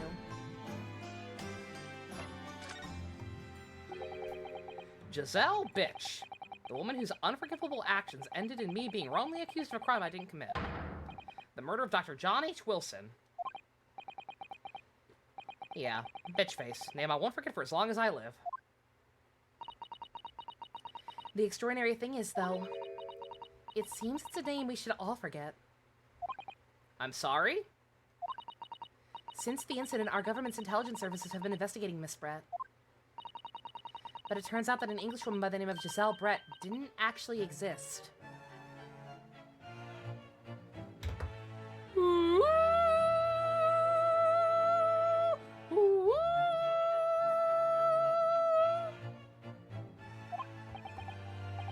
Didn't exist? Zoinks! How can that be? It was a pseudonym. Her real name was Shin. What?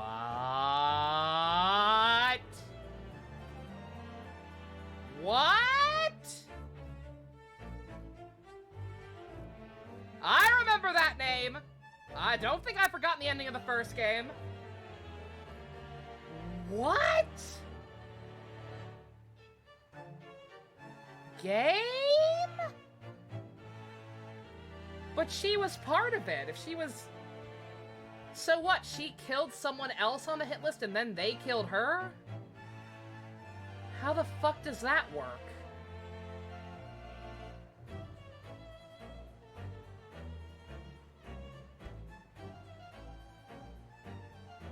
That's everyone then. Yep, that was the one name we didn't know. Every other name on that list we had heard.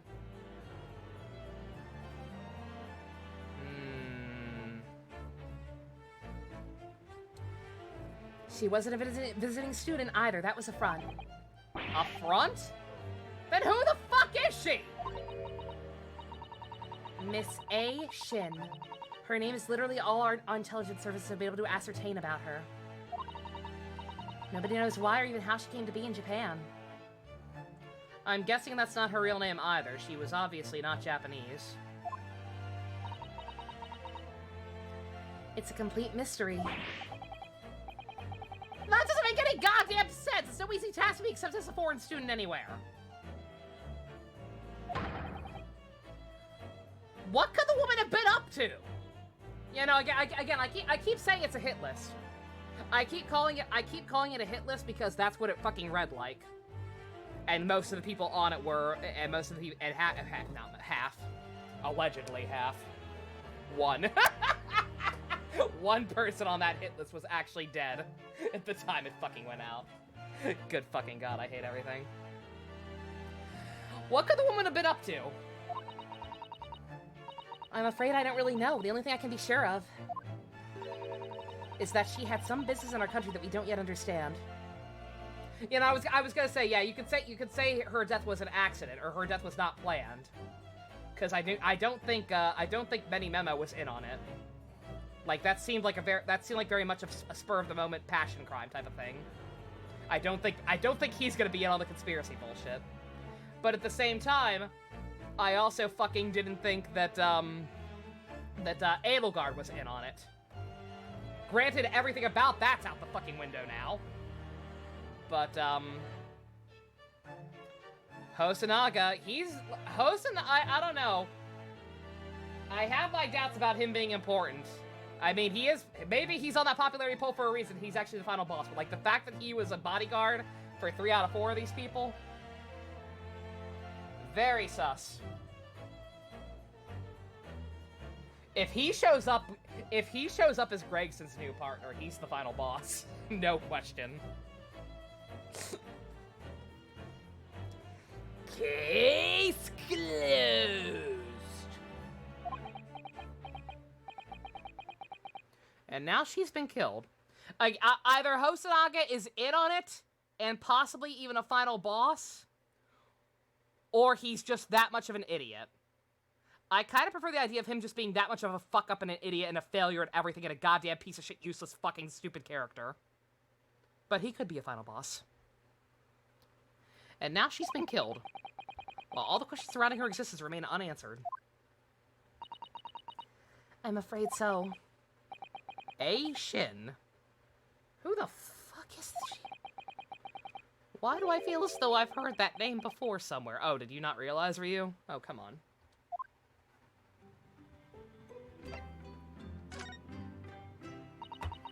You believe I would refuse to watch the Gaim spin-offs, good god. After my friend Ray's trial, the reporter who actually killed Miss Brett said something very strange. Oh, he was warning us about that. I completely forgot about this. Yeah, that would have been another red flag. If they didn't already make it obvious enough. I feel like we didn't even need this part.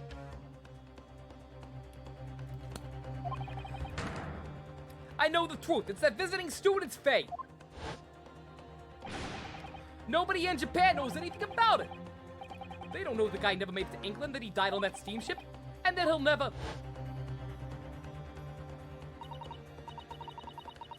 Obviously, I couldn't ask him to elaborate at the time. But later, I visited the man in his prison cell and asked him what he was going to say about Kazuma-sama. Oh my god, Susato, I love you. Good god, you did take all the brain cells. And what did you learn? After he died on the voyage to Great Britain, his body should have been unladen at the port of Hong Kong and passed into the care of the consulate staff there. Should have been. What could this mean?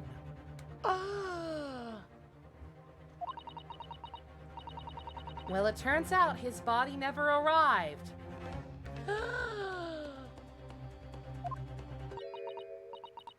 It just disappeared.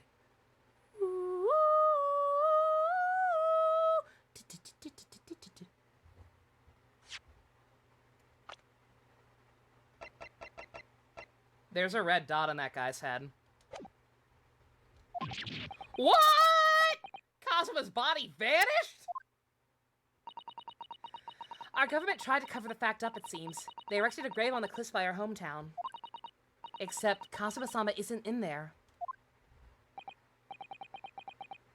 Did Professor Mikatoba know about this? I still don't understand how. I still don't understand how the fuck that happened. I don't know if the, were the people on that boat incompetent? And couldn't tell the difference between somebody who's passed out and somebody who's fucking dead? Or was this the plan all along? Like, Kazuma wanted to tell us something. You would think if he was in on it, he would have told us. Did your pops know about this? Yes, it would seem that he did. But he didn't tell me. They're still investigating what happened to Knuckle-sama. I'm reading chat. We're talking about Kamen Rider Knuckle in the chat. Kazuma is Kamen Rider Knuckle. I knew it! They're still investigating what happened to Kazuma-sama's body as we speak. I don't believe it. Unlike Sonic, he don't chuckle. He'd rather fake his death than get killed by a clown. What's this acute feeling of apprehension I have all of a sudden?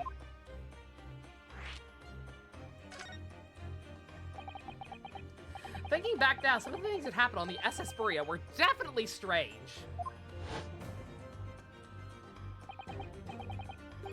I mean, after he died, we never saw his body again, did we?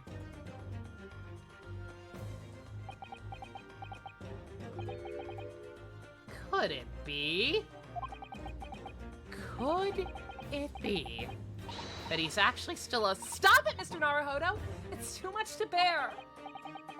Mr. Naruhodo, turn off your brain! You watch too many movies! Enjoy the fucking story, you fucking idiot! I can't help it! I'm sorry, I can't turn it off! Just thinking about the possibility pains me so very much. Cast your mind back for a moment. Don't think about it, Mr. Naruhodo. Enjoy the ride! When Kazuma-sama was discovered, Mr. Sholmes was there, wasn't he? Because he's fucking in on it!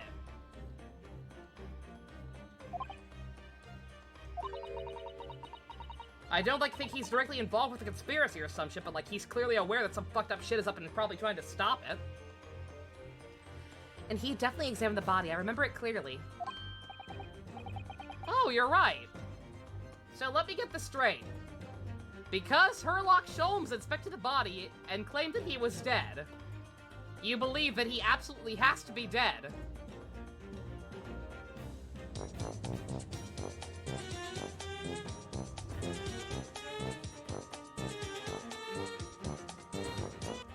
Ah, no, you're right, you're right. He wouldn't make a mistake like that.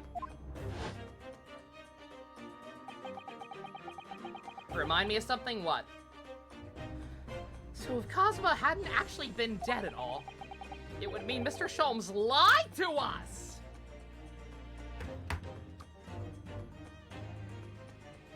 Surprise, Nova.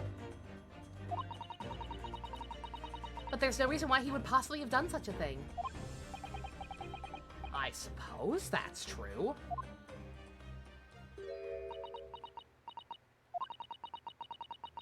The idea that he might still be alive somewhere. It wants to fill me with hope, but I can't let it. Because if it turned out to not be true, then I'd be back at the bottom of that awful pit of despair again. Sholmes gave us the autopsy report in that case. No, you don't need to remind me of that. I remember. I'm aware. I'm making a joke about Sholmes being stupid, but no. I have to assume he realized.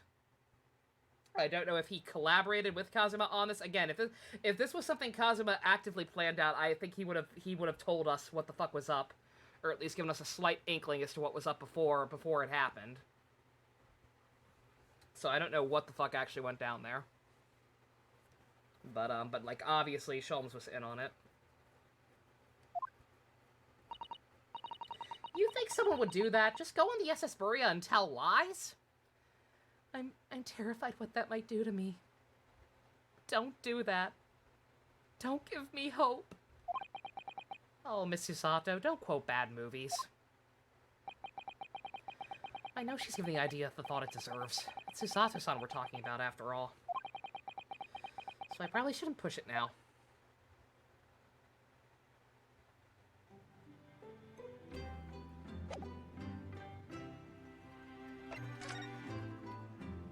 You hear about shovels, Susato-san? Thinking back, that spade's been in here since we first moved in, hasn't it?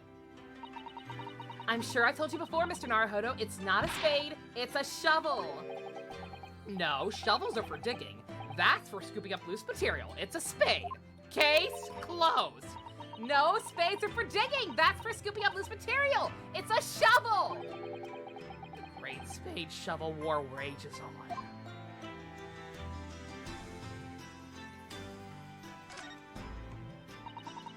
That was taken when I left London, wasn't it? I have the same photograph on display in my room at home in Japan, you know. I wonder if we ever be together again, to be honest. Oh, I know, so did I. But here we are, and I'm quite sure there's a reason we've been brought back together. Can't deny that having Susato-san back again makes me feel as though fate has something big in store for us. Now what? Iris, what are your thoughts? It must be about a year now. I wrote a really long story based on some of my father's old notes. It's about one of Hurley's greatest exploits. I called it the Hound of Baskervilles. But then Mr. Sholmes forbade you from publishing it. I put the manuscript somewhere new where nobody could get their hands on it. So nobody knows anything about it apart from Hurley and I. But for some reason, you knew the title of it, didn't you, Susie?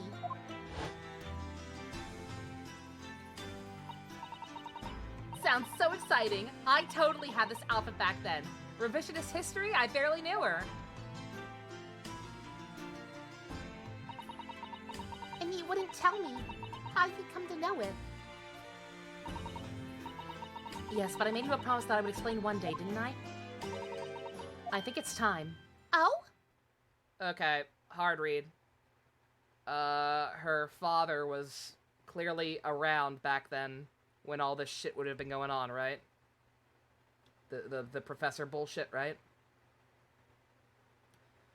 So I'm guessing that's at least somewhat related to that case, and again, I guess her dad was also in on that, along with all the other bullshit, and I guess maybe he told her at least a little bit about it at some point?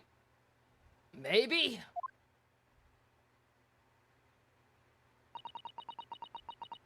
I'm only sorry I've had to keep it from you for so long, Iris.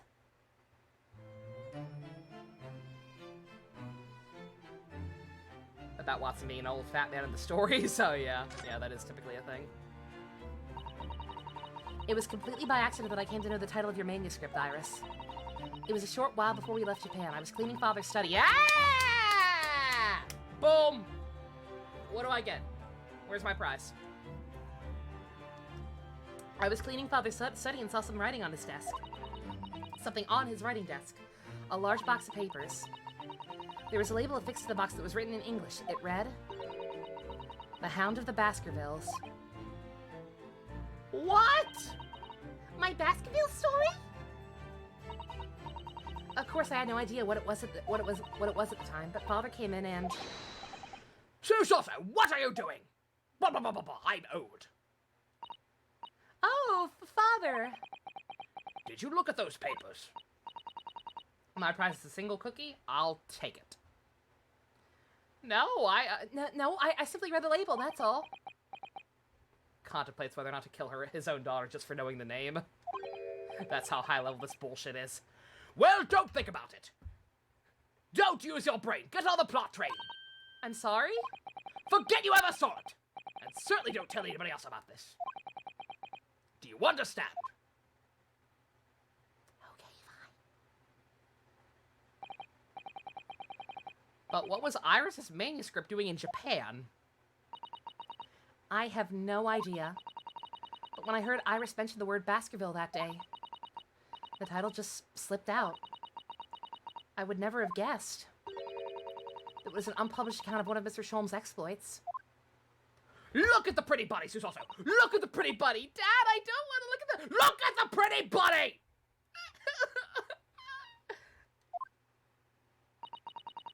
When I returned to Japan, I asked Father to explain, but he refused to answer any of my questions. There was no sign of the big box in his office.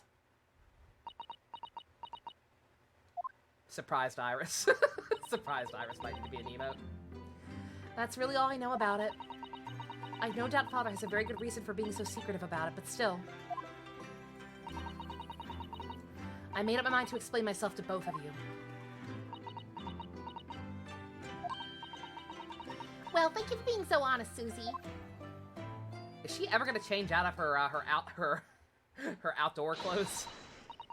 She's gotta be getting hot in there. So, Mr. Naruhodo, I'm ready to start investigating if you are.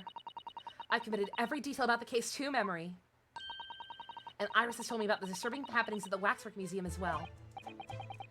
So you're fully abreast of the situation already, Mrs. Sato. I expected nothing less, to be honest. I would think our first port of call should be to investigate Mr. Drebber, the engineer responsible for building the elaborate machine that was used to effect this extraordinary trick. Yeah, conjurer sorts. By the sound of it, it's well known in the fields of science and magic. Then we need to go and arrest him. Well, yeah. He must know the truth behind this case, so I agree, we really do need to find the man. Sounds like it's a case of tracking someone down. Which is a job for the police or a great detective. Are we supposed to guess who she might be thinking of? Please, no. We don't have that much time, so we need to get started straight away, I think. Good idea. Well, best of luck then. Oh, you're not coming with today? I'm going to Brixton Road shortly for a herb market. But let me know later how you got on, won't you?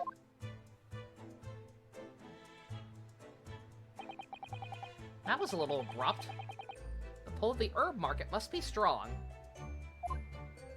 Or, you know, she's off to enact her secret evil plan because she's the final boss and realizes that Susato knows too much.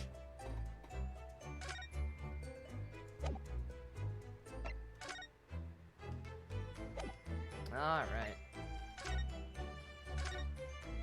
We got some bombs. But he keeps on forgetting what he wrote down. The whole crowd goes so loud he opens his mouth, but the words won't come out. Is Iris getting Alicia now that Susato is back? Iris doesn't matter. Nah. Either she really does just want to go get some stuff to cook with, or like I said, she's off to contemplate what exactly Susato having access to that information could mean, or Susato's dad having access, rather. Alright, what do you think? Should we keep going a little bit longer? It's only been like half an hour since the trial ended, right?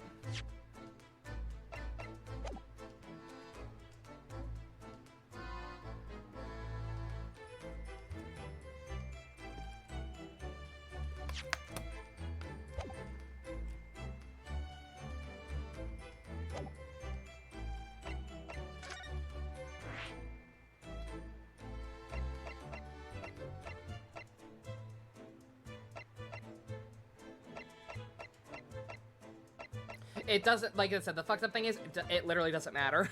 Because, like I said, I'm not doing the trial. Like, come tomorrow, I'm not starting the trial no matter what. Just because, like I said, I'm not a fan of starting the trial and then waiting an entire week to finish it. So it literally doesn't matter. It's just a matter of, do y'all want slightly more now? Or do y'all want, slightly more tomorrow? They're both just gonna be shorter streams no matter what. Pretty good stopping point, you'd say, help.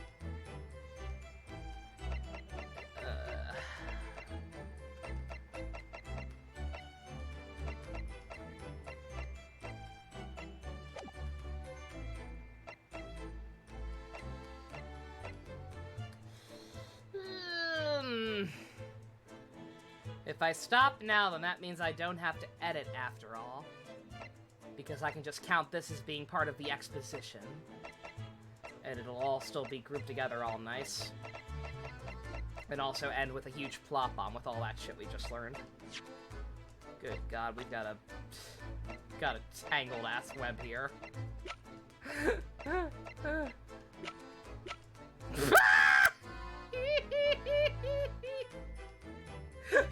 I'm not remembering this fucker's name. Bohemian boy. That's all he gets. That's all he deserves. Oh, beautiful. Yeah, I think I might just call it here. Like I said, less editing that way. Less editing being none. I have no interest in the WarioWare demo.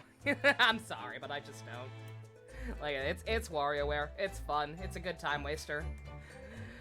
People enjoy that kind of thing. I'm not one of them. I've played DS versions of it. Was never that big a fan. Yeah.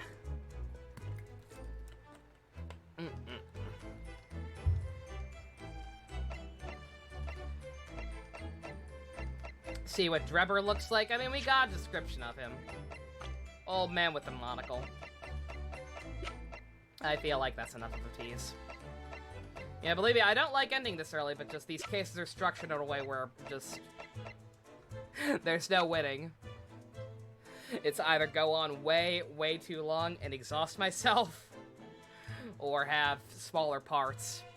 Or when I do go longer, edit them down into smaller parts anyway for the youtube.com.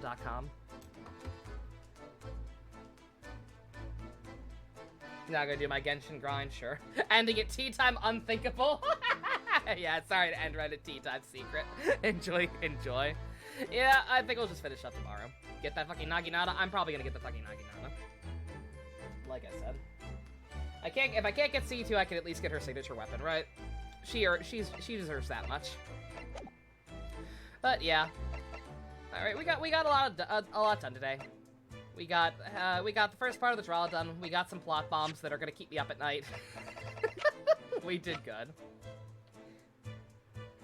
I could play my gacha game or something. Yeah, like I said, I don't really have anything interesting to do in it, unfortunately. But hey, we'll get there. Ugh. Alrighty, I'm gonna go. I'll call it here. I'll stop rambling. Ugh. Do you suppose we crave RNG chaos?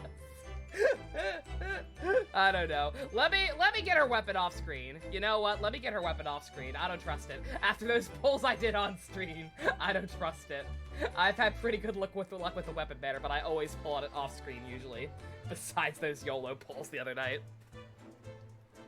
If I decide to go for C2, we'll do that on screen. Alright. In the meantime, thank you all for coming out. Special thanks to I Need Professional Help and all of the Go-Kart and above patrons. If you want to help support my brain continuing to hemorrhage through the holes, because that's still happening. Good God, this game. People thought 13 Sentinels was confusing. Nah, y'all just don't understand sci-fi. This is way worse. Love you guys. Nighty-night.